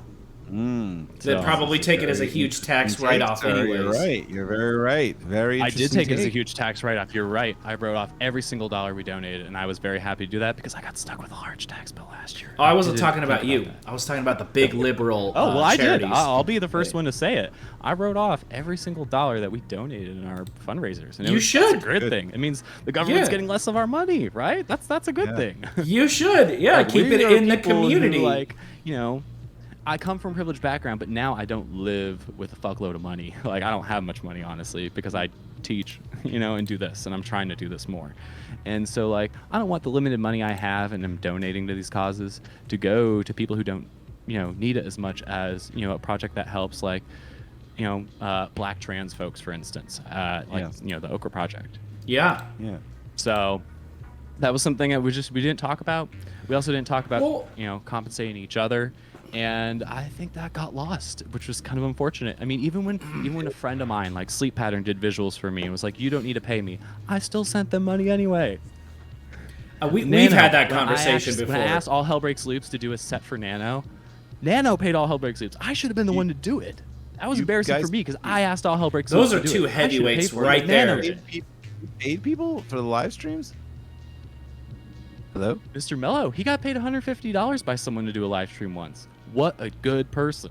Right, that's amazing. legit. Wait, I That's did like cool. 14. I did like 14 live streams. If we're being All the honest, people that played these didn't get anything. I've besides never that. paid anybody, but I've also never been paid. So I think a lot of people, I didn't know that unfortunately, we were- are I expecting didn't know it to that just be a labor of love. And you're right. That's cringy. Kind of was. And it is. You know, It's all right. Don't get me wrong. I'm not trying to shame everybody. I'm not saying there shouldn't have been any events. There is a labor of love aspect to it. There was a crisis and struggle aspect to it that we were all working on together to help people. Yeah, I didn't know. Yeah, I mean, but also, you know, as we made it a regular thing, these are conversations we could have had. And I had these conversations privately with some people, and I tried to bring them up on Twitter sometimes, but, you know, it's hard to sound. You don't want to sound like a negative Nancy, because I know I'm sounding like one right now. But Hey, I think we're it's far enough hard. removed. You don't from mince URL words, shows sir, that and I love that. we can have these I mean, conversations. it was such a hard. I think it was just really hard for everyone to know exactly what to do, and I think people were restless, and you know, it was hard to know how to get people to. I mean, I guess what we could have done is like maybe become a little bit more comfortable with. Yeah, you're right. Maybe like donating to the people that put the live stream on. Yeah, that's what we need to do. We need to have like mean, a PayPal where think you can about those donate to stories. the people that are putting on the stream, because I think Yeah, a lot I of people mean, when I don't pay listen- because they don't know how to raise the money. Do you know what I They mean? don't know how to raise the money exactly. That Yeah. is part of a problem. But like I think about, you know, Indy did those podcasts about the two different festivals he did, the Disco Forever and the My Pet Flamingo Festival. And when I hear his stories about how he was so stressed and freaking out about stuff and like running multiple computers and having multiple backups playing in That's some sync, indie shit. I'm like, dude, like that's so stressful and crazy. Like you deserve to be paid for that. True. I mean, I All guess that we makes all. sense. We always gave all the money to him unless we were doing a benefit, you know? Like, Yeah, we never wanted it for ourselves. When we did a private event, because we did a private streaming event, we gave half of the money, which was over $1,000. We gave half the money Good. to Tyler. Wow. Good. Hey, wow. That guy deserves So it. we actually did a private Great streaming being- event, which was a very cool thing. That's how we discovered Rambly. Doing Yeah. Oh, I love I- Rambly. More events The need one to thing, use the one Rambly. thing I will say about the streams that we did during the pandemic is that, you know, yeah, of course things could have been slightly handled better in regards to what you're saying, but it was still very nice to just feel connected to everybody and to build stuff with them. We built a lot, this- which is really this is cool. this is how we could do it, and this is how we all stayed in contact with each other, and this is how we all talked to each other in the Twitch chats and kept each other company during a really difficult time. And so, you know, there's that aspect to the live streams as well. And I Yeah, guess, and it reminded me that's just cool. like being in the local music scene, you know, the struggle of being in your local music scene where like Yeah. you have your group of friends that's coming every show, but you're trying to like book some people from just outside of like that circle and bring some more people in the fold and make some friends instead of just big numbers. It's more about making friends and building the community than just having giant numbers. Yeah, all these And things to me like are about I building really community. like that People about like you. the URL Yeah. shows. In fact, when I like was able to start going into like the Rosewood Discord and hang out in the voice chats during shows, like that blew my mind. I was like, whoa, this makes this much more enjoyable experience for me. In fact, when Yeah. I was able to actually watch a live stream at a friend's house, I was over at Earthboy's place and we were watching the Biz Kaz show this year. Oh, sick. And it was how so much fun. fun watching a hero and listening to a hero while me, Mr. Mello, and Earthboy are playing Mario Kart. Awesome. Well, I bet that was a lot of watched, fun. I watched your Halloween episode with a bunch of friends where DS Dude That was came one of the as best, Skeleton dude. Chapstick. Oh, yeah, I Yes. remember that. That was genius. That was his idea. That was Oh, genius. that was so It was good. genius. That was I all would Daniel. never- Oh. he did such a great job. I mean, he's just an excellent performer in general, but it was so fun to see him He with really the is. skeleton mask on and doing that, and I just was cracking up, and I couldn't wait to show like all my friends in Philadelphia on the screen and have them take I me remember to- when you realized there was an emote of yourself. I could. You're like, oh my god, there's an emote of me. Did he get the official Using your own crunch? emote. Yes, such a great team over there. You guys really just inspire everybody, and it's just fun Lucky. to have. You know, Very lucky. Everybody just fun to- everybody wants to move to on SoCal. the other, yeah, it was just really fun for me to be here all the way on the other coast and to be like, oh my God, look what my friends are doing down in like California. Look how beautiful all this work they put out is. This is so fun. And then to be able to talk to you and like we're doing here or online and be like, man, it feels like Alyx is like not that far from me at all. You know, Right. it's so fun. It's like, And we just saw each other how do recently. we not? Yeah, it was like, how do we not meet before? You know, I'm glad I, know, have that but I'm feeling like, with a oh, bunch of because people in you're this scene. California. Yeah. Like, but So yeah, what it's what so were you fun. doing right before Pacific Plaza / virtual memory? Were you in a different scene, or were you more of kind So- of like an appreciator? when you were doing the warehouses? Things overlapped actually. So I Okay. made my first vaporwave tracks back in 2017. I actually just found one of them a couple months ago, and I was like, oh wow, this is further back than I thought. Right. So I was playing around with making vaporwave, and I was listening to Ozcast and the 3D Cast in Oh 2017. yeah, that's right. 3D And that Cast year a was the thing. year I did a lot. Yeah, I did a lot of touring with local bands in my scene. So I was running a label called Pacific Nature Records, and I was booking Okay. shows under the name Pacific Nature, and I was living in that warehouse that was also a studio.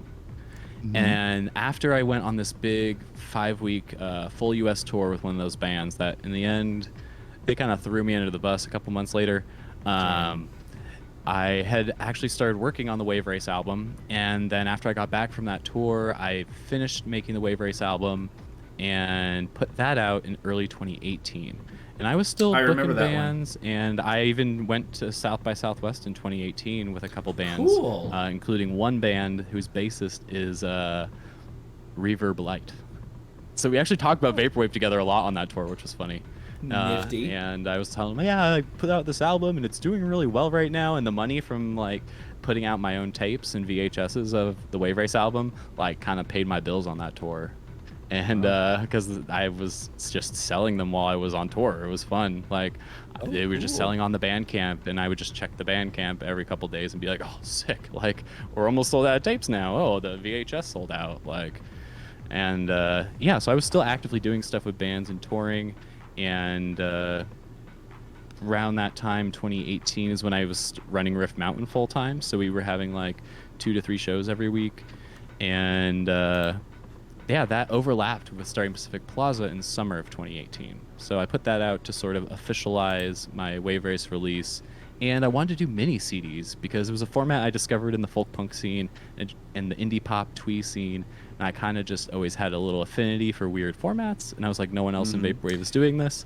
Let's put out EPs and short releases on a short format, because I love EPs. I've always loved collecting EPs from indie rock bands like Bell and Sebastian. interesting. It's awesome because they have so many EPs.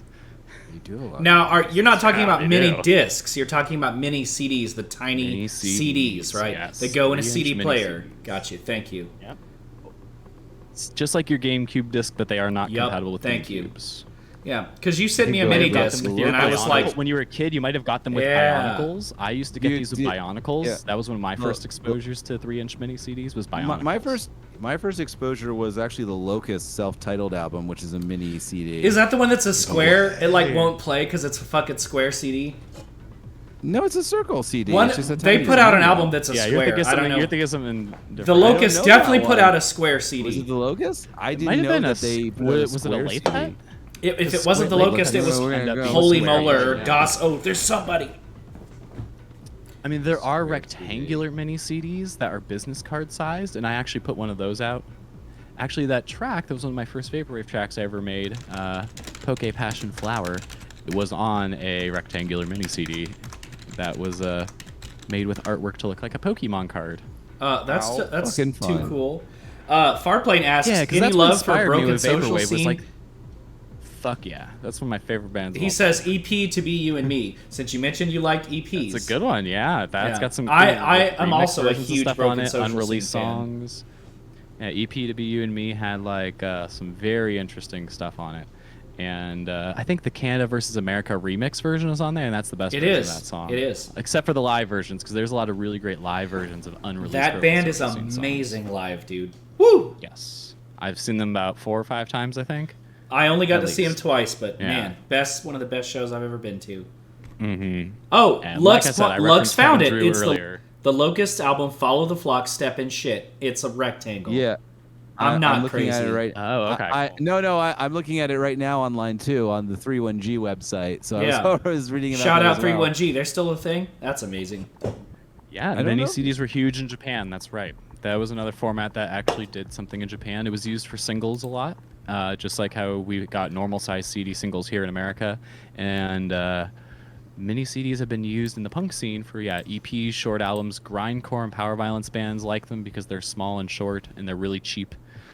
So some of my friends who run power violence True. or grindcore labels have done them just because they saw I did mini CDs and they're like, oh bro, like, is it really that easy? It's like, yeah, dude, you print the sticker, you put the sticker on, you burn the CD. Right. It's that easy. That's how people did CDR labels in the early 2000s. That's Yes, what inspired sir. me to start my first Or ever a label when I was in Sharpie. high school was CDR labels. People would release stuff on CDRs in slipcases. Let's see if I have an example around here. Yeah, please do. I have something better than that. Oh, bro, what First do we off, got? Slipcases. First off, slipcases. Yeah, kind of like something like this, but bigger, and it would just have paper around it like a 7-inch. But Oh yeah.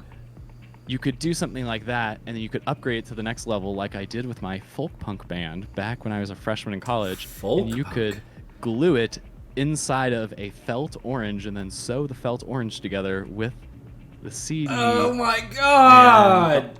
Extra stuff inside. You can see it's on a CDR because it's a CDR label. Your Yellow Opens Dress, for our Orange Danielson County Family album once. that I made trying to imitate Sufjan Stevens back in 2000. Right, Oh listens my to goodness Polyphonic gracious. Spree once. Wow. Man, Yeah, I love basically. that. I mean, bro, I went through a period I where I mean, was like trying to do this is that the kind liner of, like, notes. the acoustic music. That is there's something 1, 2, special. 3, 4, 5, 6, 7, 8, 9 people who played on it, and then a choir of people. I mean, No this is way. Tumblr so- address listed I on it. love it. And How much does it MySpace go and for on MySpace Discogs? and Tumblr. I love it. 0. I can't. I love that there's a full choir involved. That's so. That's the most Suki-y. polyphonic Just spree I've like ever friends heard. and That time family period. members that I could Let me gather tell you, together man, to all like, sing around with microphone. Oh my god, that's so fun. Yeah, I went through a period before I started really figuring out what my artistic voice was, where I was trying to like do ghostly acoustic music. And then at some point I was like, I big in think the there's other mid-chamber people pop, doing this Chris. already, and I think they're better than me, and I think I'm just trying to be somebody I'm not.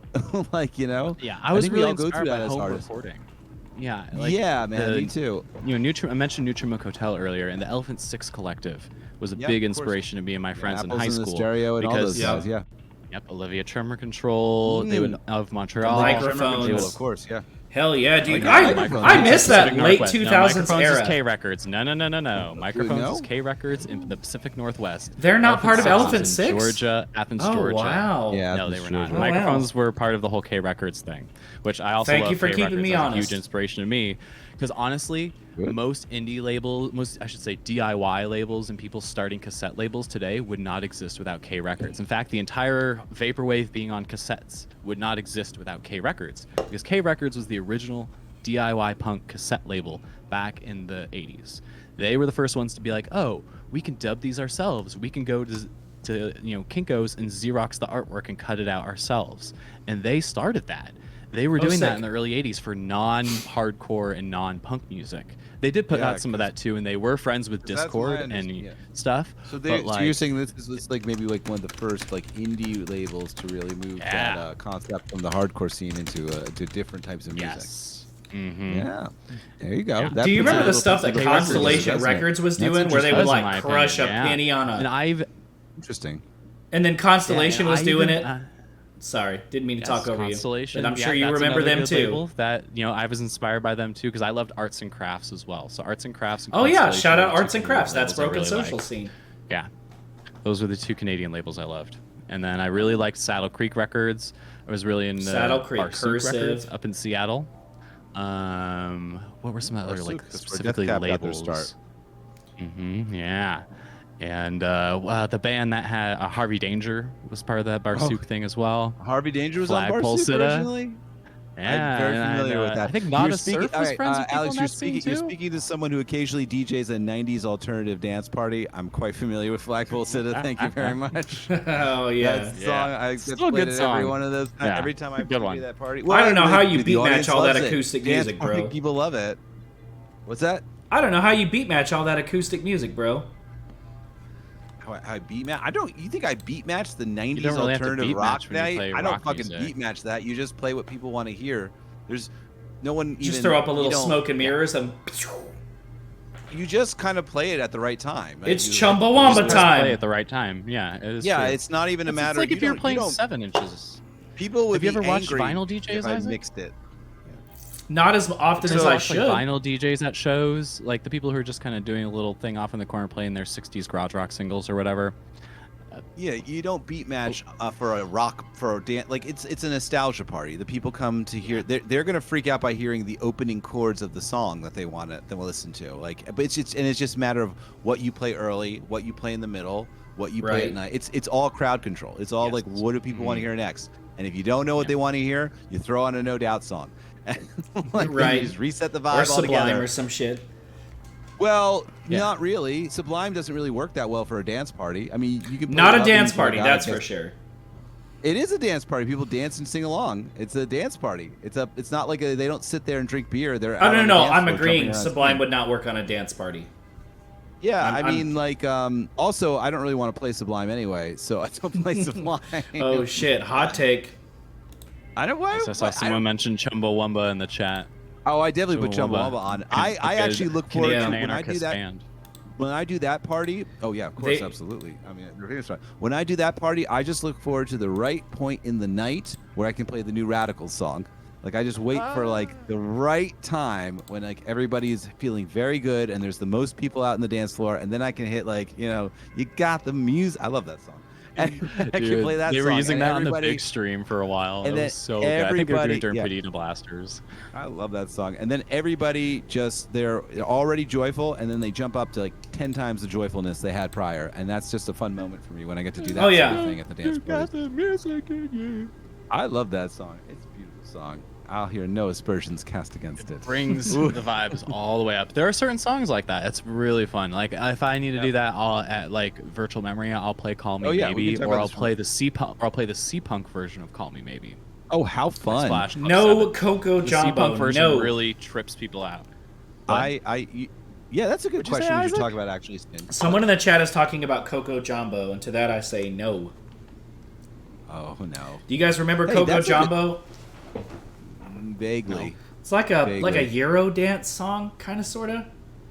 I don't know. I don't remember it at all. Never mind. Not even vaguely. I'll look it up though. I'm gonna definitely do my homework. Hey, that's we're talking about a thing. It's like speaking all of us as people who DJ and have like to crowds. Like, are there specific songs that you guys like to really like? Whenever you're not sure what to do, you're like, well, I'll put this on and I'm gonna move everybody. Like, what's a song for you guys that you guys like to do with that? What's an example? Well, I just gave away one of mine. But Yeah, I did. That's what brings in me up to terms this. of stuff that like really connects with the kind of crowds that we're in front of with our own personal parties or events we DJ in your case, Isaac, I mean Better by St. Pepsi. It's Absolutely. a great That was my rock answer. as well, because all Better you have by to St. do- Pepsi. Yeah, it's every vaporwave and future funk DJ's answer, because all you gotta do is drop I like it even better than Fun Tonight, dude. on beat. All you have to do is See- have ow at the perfect Ow! moment. Yeah, You have dude. to have Yeah, that's a ow good on one. 4, and I- then 1 it hits with the song. Right? Absolutely. I man. like- 1. I Absolutely. like Cherry Pepsi personally. I will do Cherry Pepsi anytime that I need people to. do Private something fun. Caller is probably a close second. Private Caller gets everybody moving. I think that Fun Cherry Tonight. Pepsi is the one that you guys should all be dropping. It's so fun. I like to do that one. Yeah, also, I drop. People like pra- Fiona I drop- Coin too. Oh yeah, of course. I like to drop practice actually when I start a set as the first person. I like Wow. to drop practice. Ah. Practice is great. People love practice. There's like other songs I play that I know always work, and one of them is this song by Moa Shop called "Lovesick," and that song will make everybody move so much. Dude, you know It how is powerful so Moe much. Shop One of is? those. I got a DM from a friend of mine that is not a Moe Shop is vaporwave amazing. person at all. And he They're said, huge. "Hey, I've heard of this guy Moe Shop. I think you would like him. Let me send you some Spotify Sponsor links." my And I was cord, like, dude. "Wow, Yeah. like okay, I That's have to listen huge. to I it." mean, you like, know, beyond the people in the future funk scene, except for Young Bay and Vantage at this point. There's no one else. Yeah. Yeah, Moe Young Shop Bay, is Vantage, is- Moe Shop. I didn't realize And then Vantage George was that Clinton, up there. Maybe after them. Moe Shop is Flamingosis. just one of like, just like such a. Oh yeah, Flamingosis. If we can count that. Yep. Moe Shop is just such Honestly- a fascinating producer. He's so talented. His gear and when he works with it, and and he posts the videos. They You watch the post Twitch videos for streams and themselves. stuff that he does? I Yeah. have. I've watched never a watched couple their Twitch streams. I've never watched their Twitch streams, but when they post the videos that they make, I'm just ooh, like they are so talented. Yeah. I got a question Anyway. for you, Alex. Are there any particular sounds that you find yourself gravitating towards, or conversely, are there any like instruments or synth sounds that you particularly don't care for? For DJing or for the label? For you personally, or either one? Well, the label is like partially personal taste, partially things that I think fit in, partially things I think will do well. Okay. I mean, that is definitely a factor. There's no two You ways gotta about make it. your money Like, back. when you're like serious about like paying artists and you're serious about putting together budgets for releases, you have to make that money back. But for myself personally, I really like Balearic feeling things. I was really into Swedish indie pop and also into like weird Swedish electronic music. Like Air France JJ, and stuff? The Tough Alliance, Air France, everything on the Sincerely I Yours love Air label, France. basically. Stuff on Oh, I Labrador, love that label. That's such a Service. cool label. Yeah, Oh, man. I all haven't those thought about kind of that label in a things. while. Nice. Right? And I've been going Yeah. into that stuff again Go through lately their discography too, again now. because I'm I going back to finally signed that up for since we're done this Spotify. podcast. Oh wow, yeah. Yeah. Wow. So I've been like just diving in all the Swedish stuff I love because I really loved Swedish indie pop, like Acid House Kings, Irene, the Legends, Suburban Kids with Biblical Last Names. Which Oh, I shout love out the to Legends, Wiz, dude. he likes that band. Yeah, and I really loved a lot of that stuff. I'm from Barcelona, Jens Lekman, stuff like that. Jens Like, Lekman, I forgot about that guy. Kind of like very saccharine pop music, and I love it when it's combined with good beats too. And it's So got I like really that love, like that group lo-fi JJ. guitar sound, Big into like JJ. yeah. Yeah. And so I try to drop JJ tracks in my like sets, but it's a little bit tricky. And I've actually gotten a bit into like Lady and like a little bit of the kind of like emo trap stuff that's been happening from that crew up there. But I'm not like super deep into the emo trap stuff. I've just I sort of like, dipped my toes in a little bit. I'm But I a like big the new fan Lady of, Much Talk album. Oh, I'm Yeah, a big dude, fan that of, Sad Boy stuff has Wicca- definitely changed over the Phase years. Strings Forever. Is that it? Or Remember of Tiger's Jaw. Yeah, Adam, dude. Yeah, former member of Adam's a Tiger's legend. Draw. That's correct. Adam's Yeah. a legend, dude. Yeah. Yeah, that's right. Former So member of funny. I knew Tiger's so Draw. many kids who were in a Tiger's Jaw, but I miss that band because I got out of emo stuff around like 2009 or 10 because I got really into Caribbean music, funk, soul, Obviously. and disco. The natural because I was the taking natural well, I was progression. taking a lot of classes at UC Berkeley. So I went to UC Berkeley and I got a degree in musicology and a minor in anthropology because my Oh. plan was to get a PhD in ethnomusicology. Of course, PhD market was absolutely fucked by the time I graduated in 2013. And I was like, How fuck, going back to school. Right, Good burn damn. of you. Yeah. And so, like, going to Berkeley, I just opened my eyes to so many different types of music. I took a Caribbean music class. I was in the African Wow. drumming ensemble. Oh, that's too cool. Yeah, and Wow, what a I mean, fascinating obviously, like background. playing DIY shows. I have ran a house show venue one of my years I was in school, and I just got exposed to so many different things on a really academic level, but also on a really personal level. Like the guy who led the African drumming ensemble was like an 80-year-old dude from Ghana, and he was just CK Lazepo was like such a cool guy and a great teacher. And so I learned a little bit about like drumming and polyrhythm from that, and I've definitely used that when it comes to like DJing or just playing music in general. Knowing a bit about polyrhythms really helps you do more interesting things when you're playing and creating.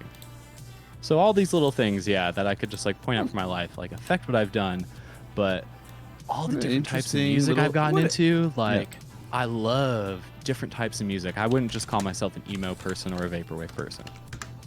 I can attest to that because I've seen a handful of trucks passing truck sets, and you definitely get eclectic in your sets. Yeah, I'm trying your to throw credit. some of those things from outside of vaporwave into it. Like I have a playlist on my Spotify that I keep where it's like, things I think could work in a vapor trap set that aren't vapor trap, for instance. Oh, it's There's so a lot of stuff fun. that's around that 70 to 80 BPM mark, or Yeah, kind of man. that isn't necessarily vapor trap, but it maybe has a little bit of trap to it, or it has the atmospherics to it. So I've been trying to compile some of those things for like when we come back to shows again, when there's random people who are not online vapor nerds like us. They might recognize those songs and they might be like, oh, this is cool. The music I already like fits in with this vaporwave thing. I'm going to Right. come back. I love blending genres That's why like I think that, it's dude. cool the way you DJ Skeleton Lipstick, because you throw in a lot of tracks that bring people from outside the scene into it, and you make them fit alongside stuff really well. That's what impressed me Aw. about you and Fantacat at Terminally Chill last month. Thank you. I noticed Oh. that, and I was like, oh, wow.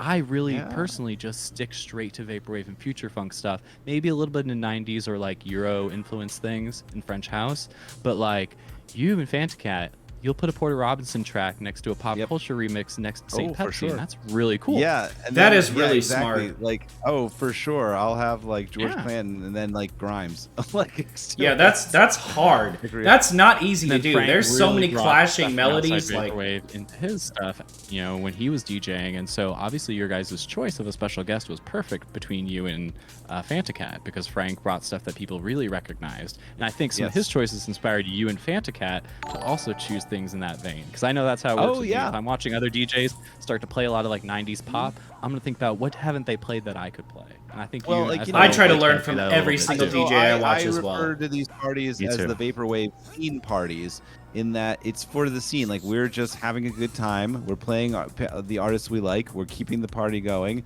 Stuff will shift over to whatever we feel is necessary, and whatever it seems you guys want as well, as being weirdos just like us that like are going through a playlist on your Spotify. Vaporwave is a big old melting pot of all the different influences we all have with it.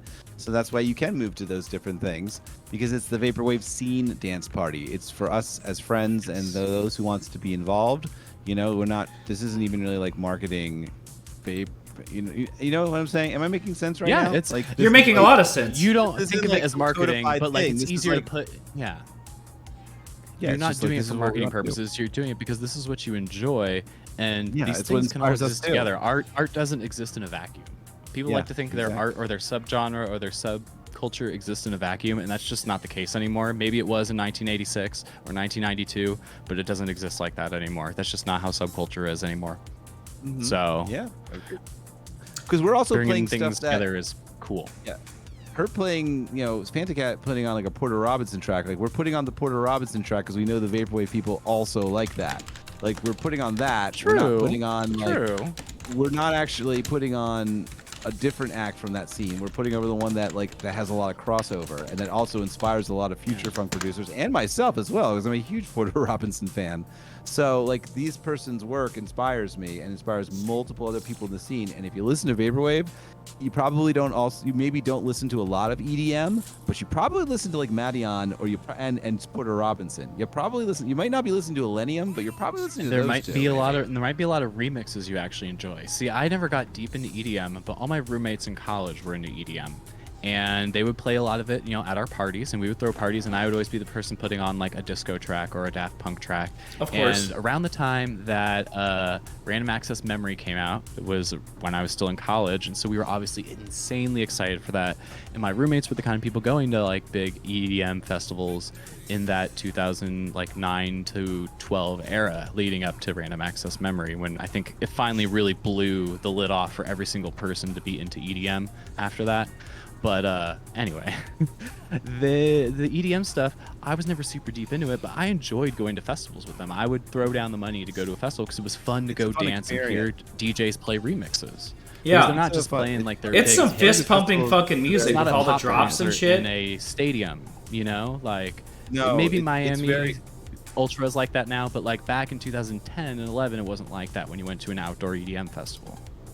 Yeah, the outdoor EDM festivals are, they're like basically like little like audio sensory presentations. You know what I mean? True. They're not It evolves a lot. they're like little spectacles. Each one of these little things these artists do is Just a some is a big little budget spectacle. shit. They organize. Yeah. They're producers. They organize their sets around the production of an experience. I enjoy them. I don't For always sure. know these artists, but whenever I have an opportunity to go Same. to one, Well, there's a lot of Maybe, EDM like, influence there's in a your lot to music, learn I from feel. sometimes like maybe I feel like your music is very like drop here's a heavy. not hot at all take, but Paper I don't know how News, Skeleton Lips is going to feel about this. Uh-oh. You've been throwing a lot of EDM stuff into your recent productions. He really that lean has. more towards dance music, and that's a really good thing because it expands the purview of people who could get into vaporwave. And it literally sure. lines up with the definition of your song, Vapor Never Sleeps. So yeah, you were very obviously doing that, and I wouldn't say Yeah. it's even a secret or you're just low-key doing it. You are doing that, and that's cool. So that's my hot Absolutely. take I about wanted the new to Skelly tracks. that I people would listen to. characterize him Well, as if you EDM didn't listen influenced to them, you Vapor should for be sure. listening to them. Oh, thank you so much. You are so, I just love you. You're so sweet. And it, but even like the last 3 or 4 tracks I have released are more traditional sounding stuff by me, but they're still different. And then I have the Winter Quilt remix, which just came out, which is also very different. Yeah. But really, me doing all this stuff too is like I'm not a lazy producer. Like I want to learn more ways of doing things, because if I can learn it, I can bring it into my arsenal, and it can be another thing I can do. You know what I mean? Like I don't. Add it to your repertoire of techniques. Overton window. I want everything to sound like good comment. Anxiety of the spectacle. Like I want everybody to understand that all this music comes from the same identity in person, which I think it does. People can feel my presence in the music I write, but I don't want to always make the same kind of thing over and over again. And I think that some producers just continue to do the same type of music and don't expand what they're able to do and combine it with what they're already done. And I think that's like, come on, guys, like step up your game, learn some new ideas. We gotta grow, play right? With the LFO a little, play with the LFO a little bit. And, like, you're not. And I do understand. And I do understand that there are a lot of like kind of newer and younger producers who, you got to like make those basic and you got to make those simple tracks to kind of get them out of the way before you start to like get deeper into how you're going to produce your music. But I think there are a lot of people who just kind of throw out their early, not well thought out work, and then they later go back and disown it. And it's like, you should just moved on from it in the first place. You didn't need to like hype up your new thing and then ask everyone to watch it. And then 2 months later, when you make a better album, you're like, oh, I want to pretend this doesn't exist anymore. And like, only my new stuff exists. There's so much of that going on now, and it's like I try really hard to make music that I'm gonna like forever. Like whenever I write a song, it's like, am I gonna like this forever? So like, I really love, which is why like I still like I wrote my first album like 10 however many years ago, and I think I still really like listening to it because I remember try to write music that I think that I'm always gonna like. So I really think deep before I make something, because I'm like, I am stuck with this music for a long time. So I should really try my hardest to make something I believe in. Do you know what I mean? Also, if you think the EDM stuff sounds a little bit different, I have like a bunch of Clams Casino stuff that I just wrote. Ooh, drop it. Like that's I'm very cool for that. Plus, I have that like I still am like almost finished. Yeah, we should get a skeleton lipstick on Pacific Plaza. Hey, man, getting more work done. Give me a minute. Could work. Let me formulate. And I'm getting there. I have like another skeleton lipstick album done already, and then I have this one done, and then I also have the one that sort of sounds like Emeralds, which I'm still mixing. Yeah, drop that too. I've been busy. I don't know how you have time for all the stuff you do as well. You say that to me, but I also ask that back to you because I know you are a doctor and you went through medical school, which is just extremely tough to do. But like you balance having a full-time job with what you're doing as an artist, and I wonder for you, how does that look like in the day of someone who goes to the hospital like 5 days a week, 4 days a week? I don't know how your schedule works, or goes to the office, I should say. I work in private practice now. I'm a private contractor. There's a company that hires me and has me come to their offices to do work. I do it 4 days a week. I go from 9 to 3:15 p.m. and I leave. And then there's every third month, they fly me to Detroit to do work there for about 3 days.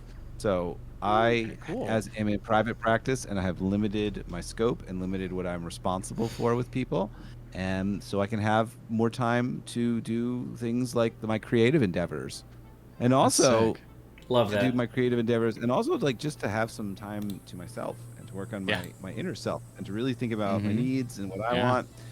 Like, honestly, you're right. It was really back in the day, not even that long ago, like, yeah, my schedule was packed and I was working more, or I was in residency and I was still doing this music and I was still setting up the shows and DJing and whatever. And like, I've now like, I'm taking a step back a little bit from doing too much. And that's you gotta sleep, dude. Work now. Well, you also sometimes have to you have gotta time for take steps back. It's hard. You have to have time for your personal life too, right? For your needs. Yeah. Sometimes you're giving and the needs of people in your life that are important. Sometimes you have to prioritize. Correct. Yeah. I mean, you do, and I've had to do that. Yeah, I'm lucky because like I've been dating my current partner for about 2 years. And you, if I wasn't, I would probably just kind of do this all the time, nonstop. And no, it's good that you have. When that I hang out with her, life. I'm able to put down my phone. I don't bring my computer over. For the most part, I eschew working when we hang out together. And That's healthy. That's she good. has helped me be more healthy, which is cool. So I'm lucky Yeah, for that I feel because, you with when that. you experience success, sometimes you just want to keep going and going because you think it's going to keep climbing and getting bigger forever. And that can lead to burnout too. I think I've known some really people who've can. experienced that lately, Oh wow, where you get that's too like big a for your thing own that good, You gotta really keep yourself in check, and that's why it is good to have that personal life, right? To have that time when you turn it off and you can like really look at yourself, and Yeah. whether that be with your friends or your partner, it's really great to turn off that part of yourself and just look at, am I fulfilling my needs? You know what I mean? I'm fulfilling a lot of other people's Yes. needs. I'm getting a lot of people who admire me or think about me, but where am I in all this? You know what I mean? And I think it's Yeah. great that you have that time to turn everything off and connect with your partner and Yeah, and I'll say the be just pandemic that was good. person that you are. Yeah, and the pandemic was good to me in a way because it did give me time to reflect and take time for myself. Because before, at the beginning of 2020, I was working 3 different jobs. I was doing the after-school program stuff, I was working at an escape room, and I was doing DoorDash. And I quit DoorDash right at the end of 2019 as 2020 started. I actually got fired from the escape room because I didn't show up for some days, and I was No, like, I good still want to escape. teach because I do Yeah. like to teach and I do like working with children. But luckily, I got out of that escape room before the pandemic started. That would have sucked. That would have that would've been the sucked. number one place to catch it. Like a room where you literally just touch the same things other people touch Just over and touch over all everything day. and And all my follow it. coworkers were terrible. They were so bad at cleaning. No offense to any Zoomers out there. They were all like Disney-loving Zoomers who would not clean and work very hard. And it was so frustrating to me because it was like, yo, if we all put in a little bit of effort, then one person doesn't have to put in a fuckload of effort. That's how working hourly wage jobs works. If we all do a little bit, then we're all going to be good. And if one person has to do everything, then everyone's going to start getting mad at each other, and cliques are going to form and stuff like that. That's the only thing I don't want to see in the vaporwave scene is cliques of people forming. Oh, Because yeah. it's really easy to do that. It's easy to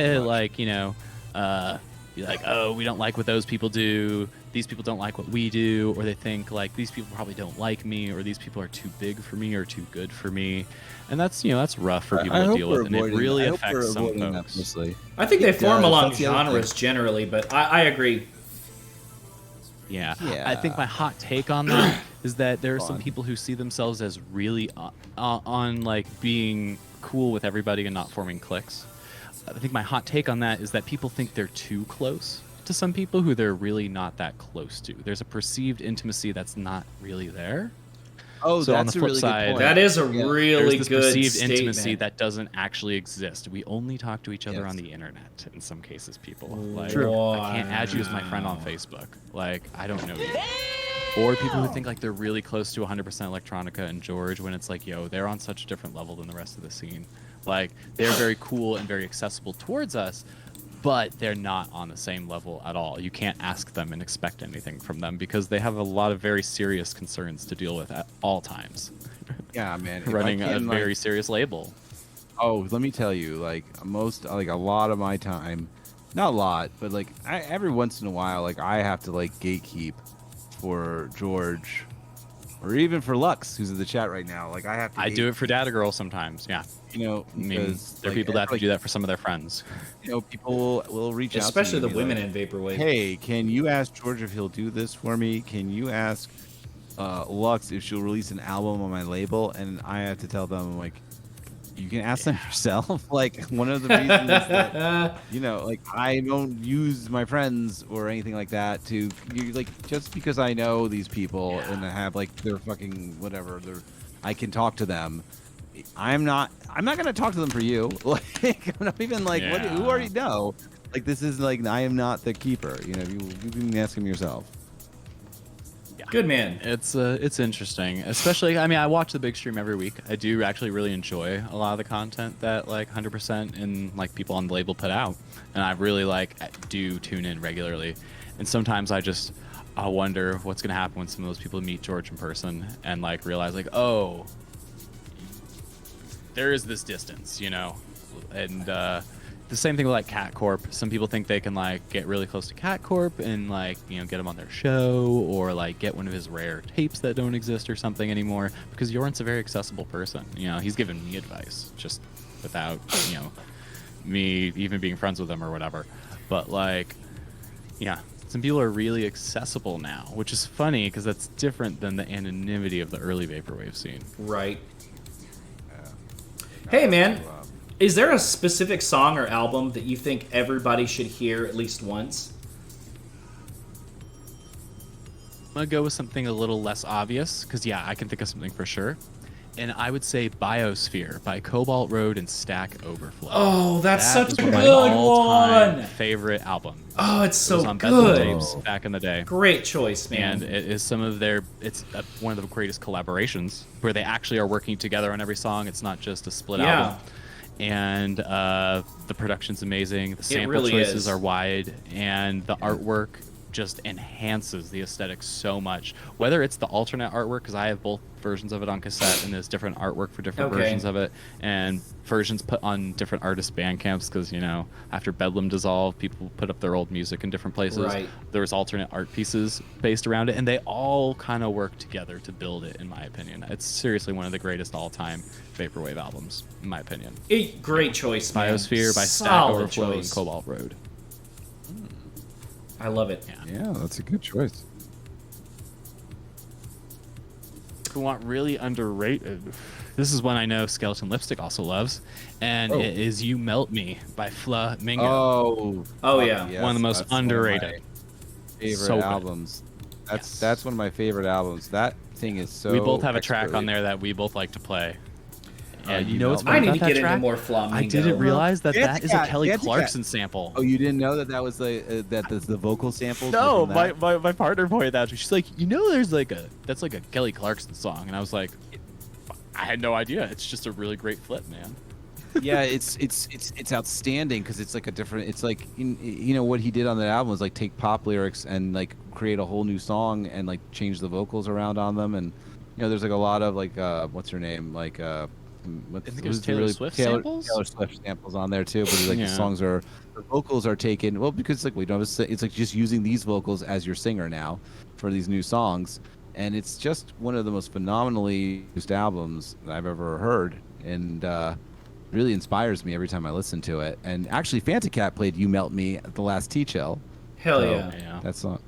Love that You song. played it Love in that some of album. your URL sets too. I've definitely played it in some of my Euro sets because it's just so fun. It's just like it's this whole. You know, that's like, one of my different music. go-tos It's like- at Virtual Memory. I like playing that really- live. Even if people don't recognize it, they always ask me what that song was. And that's a You good know, sign. like that- If people yeah, ask you man, what the like- song you played is, that's a good sign. Yeah, it's just like I don't even know. Like it's just like this like synthy, like chill wavy, but not because it's a little bit more high energy, but it's also sort of like wobbly and moody. I don't even know what It's like. got the big side chain on some parts of it. I don't mean, even. it's- I don't That's even what know gets to the people call it moving. exactly, but I really just it's just a very I just Perfect love fit that. for Biz Cash. It was one of those things I found on Business Casual where I was like, oh, this really Yeah, helps I- like shape my idea of what the label was, Right. Yeah. separate from their first basically 20 to 25 releases. Because if you look at that's a little bit different than what they've done since. Yeah. True. Isaac, if you haven't heard it yet, listen to. I was going gonna to say, slide me that link, man. I'll slide you that link. It's just someone will I drop actually it in was chat. very effusive. John was on the show before, and I was actually very effusive with how much I liked that album when he was on. I And, remember Yeah, that was I a fun in my room episode, being man. like, yeah, bro, tell him. yeah, he's no, producing us Something Mangoes now. He's just off in something a like different that. scene, I He guess. doesn't do music like he used to do like that anymore. He only did the 2 albums like that. But Yeah. Isaac, is there an album that you think everyone should listen to? Woo! Boy, Man, howdy is there. let me get back to that. There's a question in the chat that I want to send to Alex, and I will answer that question. Yeah, why don't you give us? Let's have Dr. Chris answer. Let's have first, Dr. and Chris then we'll answer. chat. I'll give you the question, and then I'll answer. For me, it's the 2 Dreams West albums. Oh, they're so good. Self-titled and 1256. Like So those good. 2 albums were extremely influential on everybody. Absolutely. in the scene. Well, a lot of people in the scene, but the first Dreams West album, the self-titled one, and then 1256. I think those are essential. James listens West for needs to everybody. make more music. I don't know the answer yeah. to that. I'm gonna be boring. Wait, There's so much that I love. I don't know the Self-titled, answer. And who else? What was the other release besides self-titled? 1256. 12:56. Yeah. 12:56. Okay. Those 2. Those are like that's like. have- I don't think much has ever even topped those first 2 albums. In this They're scene. fucking amazing, My- dude. I don't even think anything has really ever topped That those one two specific albums. song, "Sweating," is like the best vaporwave song I've ever heard. I swear to God. I don't know the answer, unfortunately, so I'm going to ask you, Alex, a question that Farplane posed in the chat. Yeah. You need to check him out. He's really good. Good proto Yeah, vapor. I already have it at my Bandcamp wish list. Please do, man. Farplane says, what is the right way to go about releasing music? I don't know if this is an either or question. It says, what's the right way to go about releasing music on a personal Bandcamp versus a label Bandcamp versus other formats? Okay, so I have thoughts on this for sure. And some of these are things I actually recommend to people who send me submissions. First off, for working with a label, it's important to pick a label of the right size. If you know that you're not going to sell more than 25 tapes, then you probably shouldn't be submitting to a label that's consistently making 50 to 100 tapes. Unless you think you really have something special. And in a lot of people's cases, your first album, it could be a mixed bag. Sometimes it's really bad. Sometimes it is like this genius thing that just no one's ever heard before. But that's very rare. It's really rare. Usually people who have albums like that have been playing in other bands a lot first or made a lot of music before they changed the moniker to that, yeah. And sometimes they have, connections already. But I recommend that people put out their first release on their own or on a digital-only label. Be that DMT, Sunset Grid, who's still doing a lot of consistent digital releases? Twin Pines Mall has the Bogus Collective. That's another good one. So if you're specifically a vaporwave artist and you have your first album, I recommend trying to get it on one of those digital-only labels and release your own thing on your own Bandcamp. Because if you just immediately release on Business Casual or DMT, it's going to be hard to actually get those people who listen to your album to follow you as an artist. They are not going to be connected to your Bandcamp. And as an artist in this scene, Bandcamp is so popular, that is the best way to keep in contact with your fans and build your fan base, is to do it through your own personal Bandcamp and not rely on the label. You should be bringing your fans to the label, then the label should have fans that they can also introduce you to. It should be somewhat reciprocal. It shouldn't just be the label hooking you up. Unless it's a label that's already insanely established, which there are only a couple of those in this scene, Business Casual being one of them. Right. You need to bring something to the label. I mean, if you're just another vaporwave artist with another batch of slowed down samples, what excitement is there for me to work with this? Unless you've somehow found the perfect tempo to slow something down to. Maybe the perfect theme or something. Yeah. The perfect vibe. That's rare. Almost every song has been sampled at this point, and most of the songs that are sampled a lot have already been done well by someone else that has made it sort of iconic. It's hard to sort of recontextualize a sample in a way that becomes the zeitgeist opinion on that sample. I mean, yeah, it really those kinds of albums really depend on how the whole thing comes together as an entire environment. And when you're going to do songs that are like this, when they're going to be slower, when they're going to be more dramatic, when they're going to be more time stretched and become ambient, when they're going to be a small break, and what the overall theme of what you're trying to connect is, and whether you're sincere or not when you do it. You know what I mean? That's the way those albums work. I think the concept of an album and it's sort of having its own little narrative and story to it, whether that is within the album itself or if the narrative about it is the process of making it, or it has something to do with the artwork or a story you're including, that is helpful. And if you're able to do that, then maybe you are ready for a label. If you have a more fully formed project ready to go and you know that you need help for specific things, like finding good artists to work on your visual art, or someone to give you a little bit of feedback on the music, or someone that's going to help you put together a good physical package, not just visual artwork, then maybe that's when you need a label. If you know how those things work and you know that a label is good at it, then you should hit up that label and work with them. I think a lot of people in vaporwave choose their label based on how popular it is, and that's not a good way to choose your label.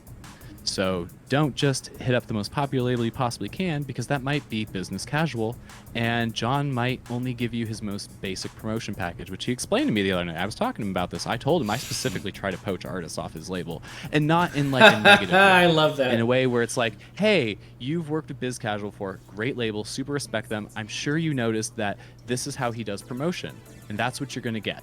If you work with me, if you have an idea where you want to do some cool promotion, or you want to work together to brainstorm cool promotion, come work with me because that's what I provide as a label. John provides an audience and consistency as a label. Different labels provide different things, so you need to choose a label that provides what you like. If you're looking at a bunch of vaporwave labels and you can't tell what they really provide, then maybe those labels are not really that great.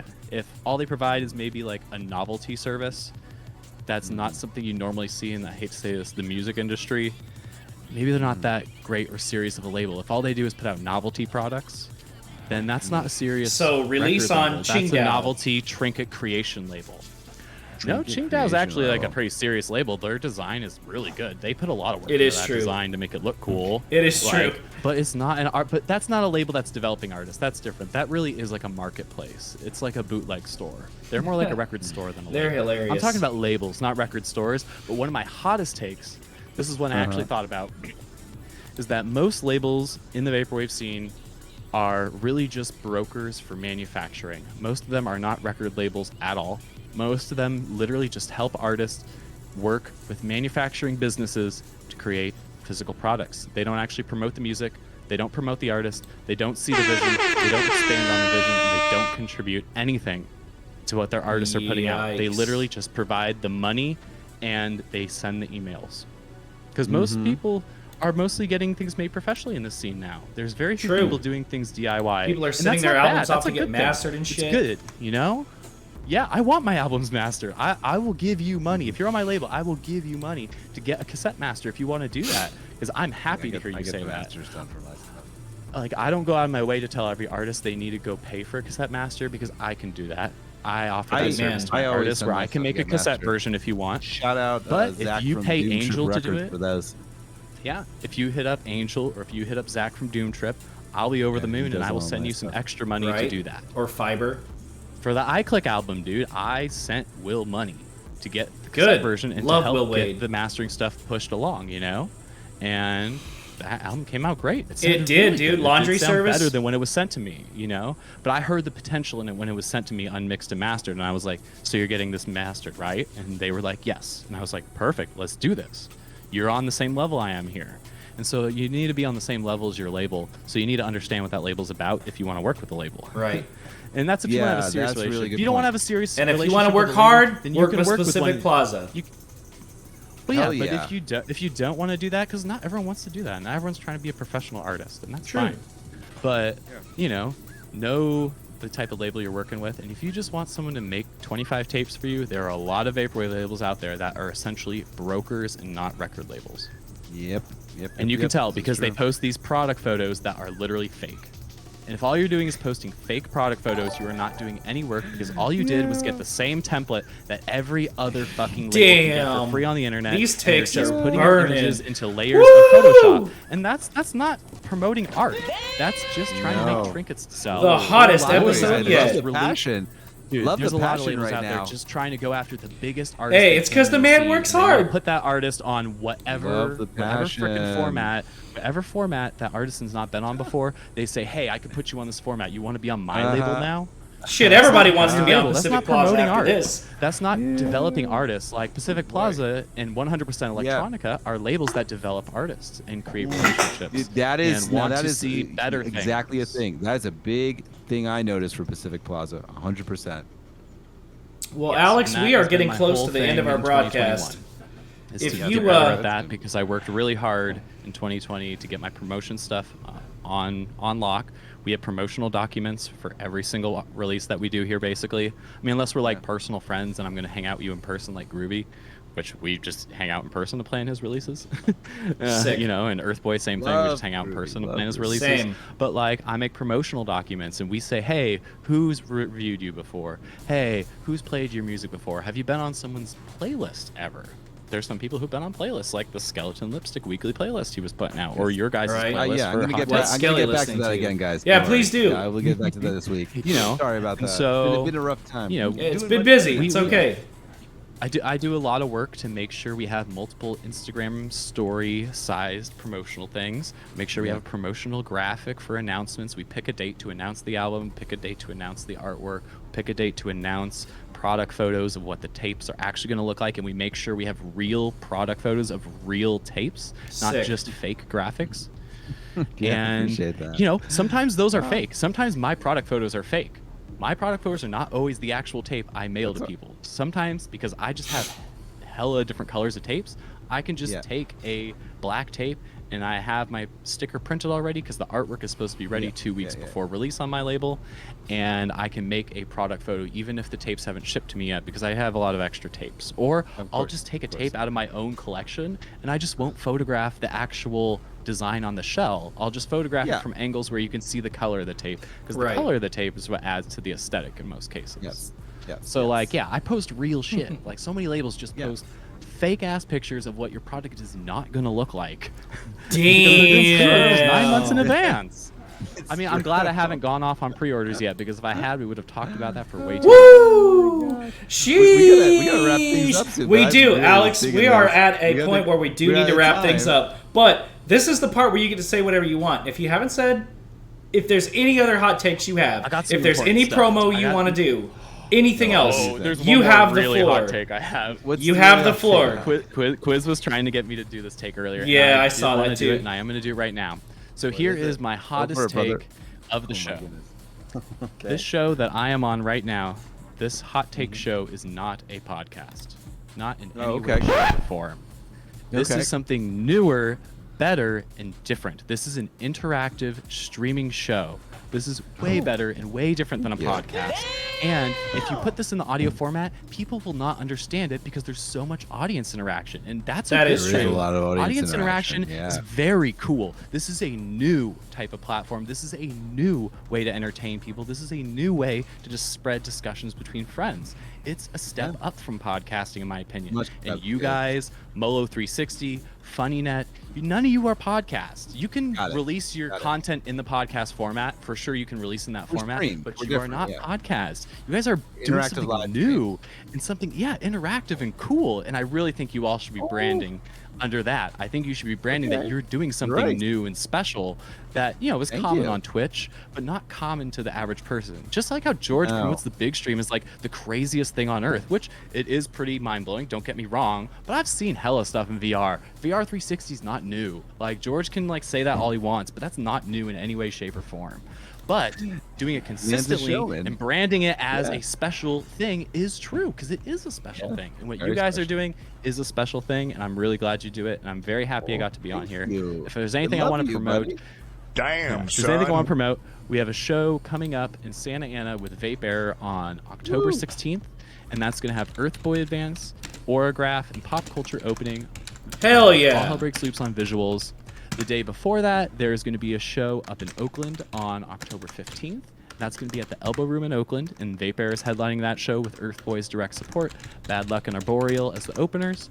And then on Sunday, there will be something special happening that I can't announce yet, but there's maybe something behind me that will give people an indication. And if you follow certain people on social media, not only is there something coming back in San Diego, but there's going to be something really cool that happens when it comes back.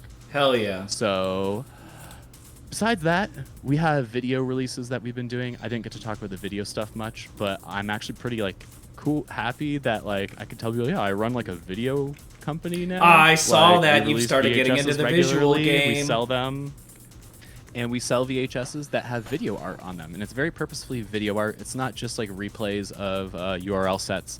These are pieces of video art that either creators with special hardware or with special content to put together have created, whether that's a video album from iClick or Data Girl, whether that is a video mixtape from Forgotten VCR, whether that's YouTube video documentaries from people like Retail Archaeology and This Does Not Compute, which will be coming out this fall. A lot of different types of video content, but it's to support video creators and visualists to help people support them by buying physical media and merchandise in a cool retro format and doing something to actually show support for video content creators, because some video content creators and visualists are the most underpaid people in most creative scenes. Deadass. Unless they're getting paid by advertising, which none of us overskilled, can do that. Underpaid. There's not much advertising to pay with in the vaporwave world. True. The biggest way we could support people is by buying merch that directly supports them and by showing support for their art. And there's not a lot of ways to show support for visual and video art besides buying things and buying physical products. So yeah, check out Pacific Plaza Video. If you go on Vimeo, we have a video on demand service now, so you can buy some of our past VHSs. You can buy the streaming rights to them and stream them whenever you want on a variety of platforms. So that's Oh, really that's cool. amazing, dude. Very And cool. I'm hoping to push that more as we go into the end of the year, as we get all of our video releases on Vimeo, where you can buy a streaming or unlimited streaming, or you could even buy a download. Some of them are available for download, so you can buy downloads of videos. So, you know, a lot of people put their videos up for free on YouTube and Vimeo, and that's great because that's the only way video people get exposure. But this will be hopefully a new way to show some actual monetary support for visualists, because like I mentioned earlier, we did all these URL shows where a lot of people didn't get paid very much or at all to do visuals for literally hundreds of thousands of hours of music. And, Yeah. you know, there's Let's some support our small ways you can visualists. support video creators, and I'm trying to create another way to support video creators and visual artists. Good on you, man. So Thank you, man. I wanted Need to point more that people one out like more you. specifically. So yeah, that's it. All Thank right, you guys. man. I really appreciate being on here. Oh, That's one of man. my favorite things. Tune into you guys We on have- Mondays. Like, don't even trip about the other people streaming. So many folks trying to start streaming things or start their own stuff are worried about being overshadowed by creators bigger than them. And you should never be worried about that when you're doing something you're passionate about. This goes for everyone, basically. You know, don't worry about other people overshadowing you. Sometimes there's legitimate concerns, like we were supposed to have our virtual memory comeback show the day Padina Palooza was announced. That's a legitimate concern because we are both physically in Southern California and there's a physically limited amount of people that can go to our show. But when it comes to the internet and streaming things, don't be intimidated by creators bigger than you. Everyone is welcome in the vaporwave scene, and one of the great things Absolutely. about it is how open it is and how supportive people will be if you are passionate about what you're doing and you are supportive of other people. Well said. Hot takes and tough love from the king of Pacific Plaza and virtual memory. Chris, do you have anything you want to shout out before I finish this up? Yeah, sure. So basically, Winter Quilt's remix album of O Discordia is out now, and I've got a remix of the song His Cloven Hoof on that. It came out originally in this really cool like little box set thing with the original album cassette and the remix album in it, and some like tarot cards. And Oh, that's cool. it charms, and I think that's sold out. But I think that maybe the regular cassette version sold out. But you can still stream that remix album on the streaming services or on Bandcamp, and I did the remix of His Cloven Hoof. So that's one thing. Second thing is obviously Terminally Chill NorCal is going to be on October 2nd with our dear friend Alyx is going to be there. with Yeah, Pacific Plaza Lori's and, passing Lori's. Earthboy Advance. Advance. Earthboy Advance, and that'll be from 9 to 12 at Sophia's in Davis, California, and Fantacat, my wonderful manager of that party, will be there as well. And then second thing is, I guess I'll just announce this now, is so the Barbary, normally I do Terminally Chill every other month, but the Barbary is going to be closed in November for renovations, so I'm going to have to bump up Terminally Chill to this coming month as well, the one in Philadelphia, and that will probably be October 14th at the Barbary, and we're going to have myself, and I'll be co-DJing with Pat Chennington and James from Death's Dynamic Shroud. Damn. So that'll be happening. Man, I I wish guess I the could go to last- that. Yeah, and then that'll be that'll be October 7th actually. Yes, and then the other thing is George Clan will be playing in Philadelphia October 14th, and after that, Virtua 94 will be hosting an after party. I guess we'll make that known Don't wanna soon. miss 'cause we're it. gonna make yeah, that'll be at You don't wanna Warehouse miss on it. Watt. Hell Yep, no. mhm. Don't miss those A lot guys. of people will be playing at that. Including the Virtua 94 gang with Mr. Hideyoshi, Todovsky, Paranormal, our friend Geometro, and also I will be performing as Skeleton Lipstick at that, doing a live thing, and James and Tech will from DDS will be playing after that, so they'll both be And in there's- town. Bro, for that. let's all move Some to other Philly. special guests I've heard about as well for that. Yeah, that sounds Correct. like so cool. Oh, man. The audience. and I wish I really could There's a go. lot of guys- great stuff that's gonna you be guys coming should up. just come October is to, a crazy month. We're back. We're back. We're And, back, you know. The there's Earth is there's healing. T-Chill NorCal the first weekend, you the second weekend, Vape Air Tour the next weekend. Only that fourth weekend in October is the only thing that doesn't have something going on. The fifth weekend is Return of Virtual Memory and Levitation for 100%. Like October is stacked. There's just All right. yeah, for the coasts, but you know. Isaac, what, do you got anything? Bro, okay, so let me first drop in the chat. We got the official Hot Takes Spotify playlist. 50 tracks curated by Skelly and myself of some of our favorites, and tracks by guests that have been featured on the show. So check it out. Official Hot Takes playlist. Also, we got our anonymous submission form. Upcoming hot takes that you would like to see discussed on the show. Thank you to anyone that submitted. If we didn't read your hot take, we'll read it next time. So please, give us your hot take. We'll read it, I promise.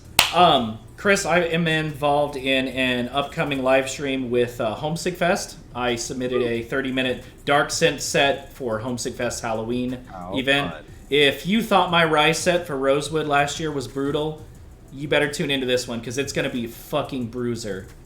I also and then sent there's in that festival too. That's another thing in October. I mean, it's online, but that's it's another URL. event. Homesick Fest has 2 different weekends. We also have the Helios Online event being curated by Q and Ming Curry. I submitted a 20-minute Wave set. I believe I sent that to you a week ago or so. Wave is like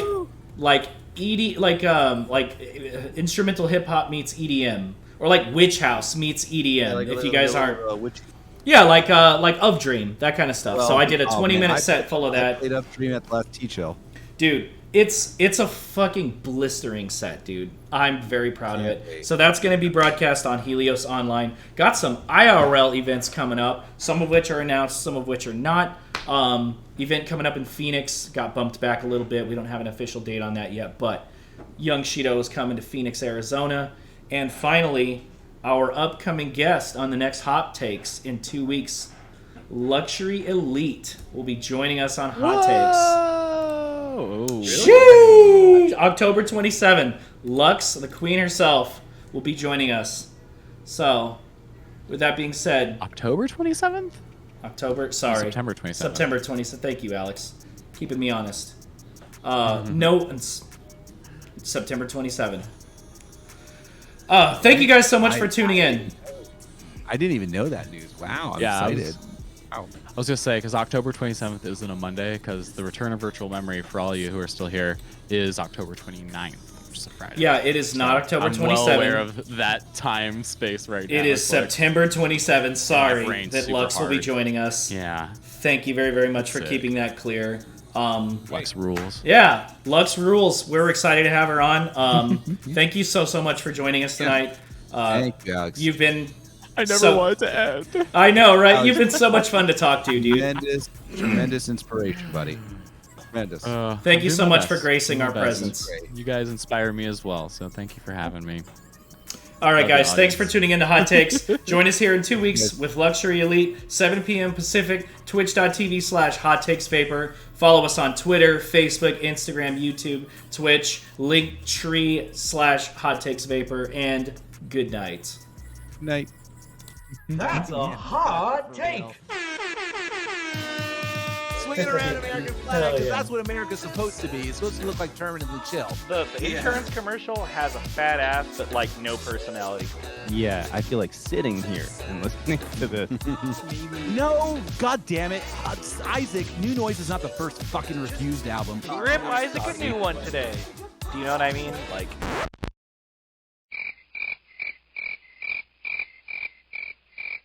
Don't touch my records. Ever.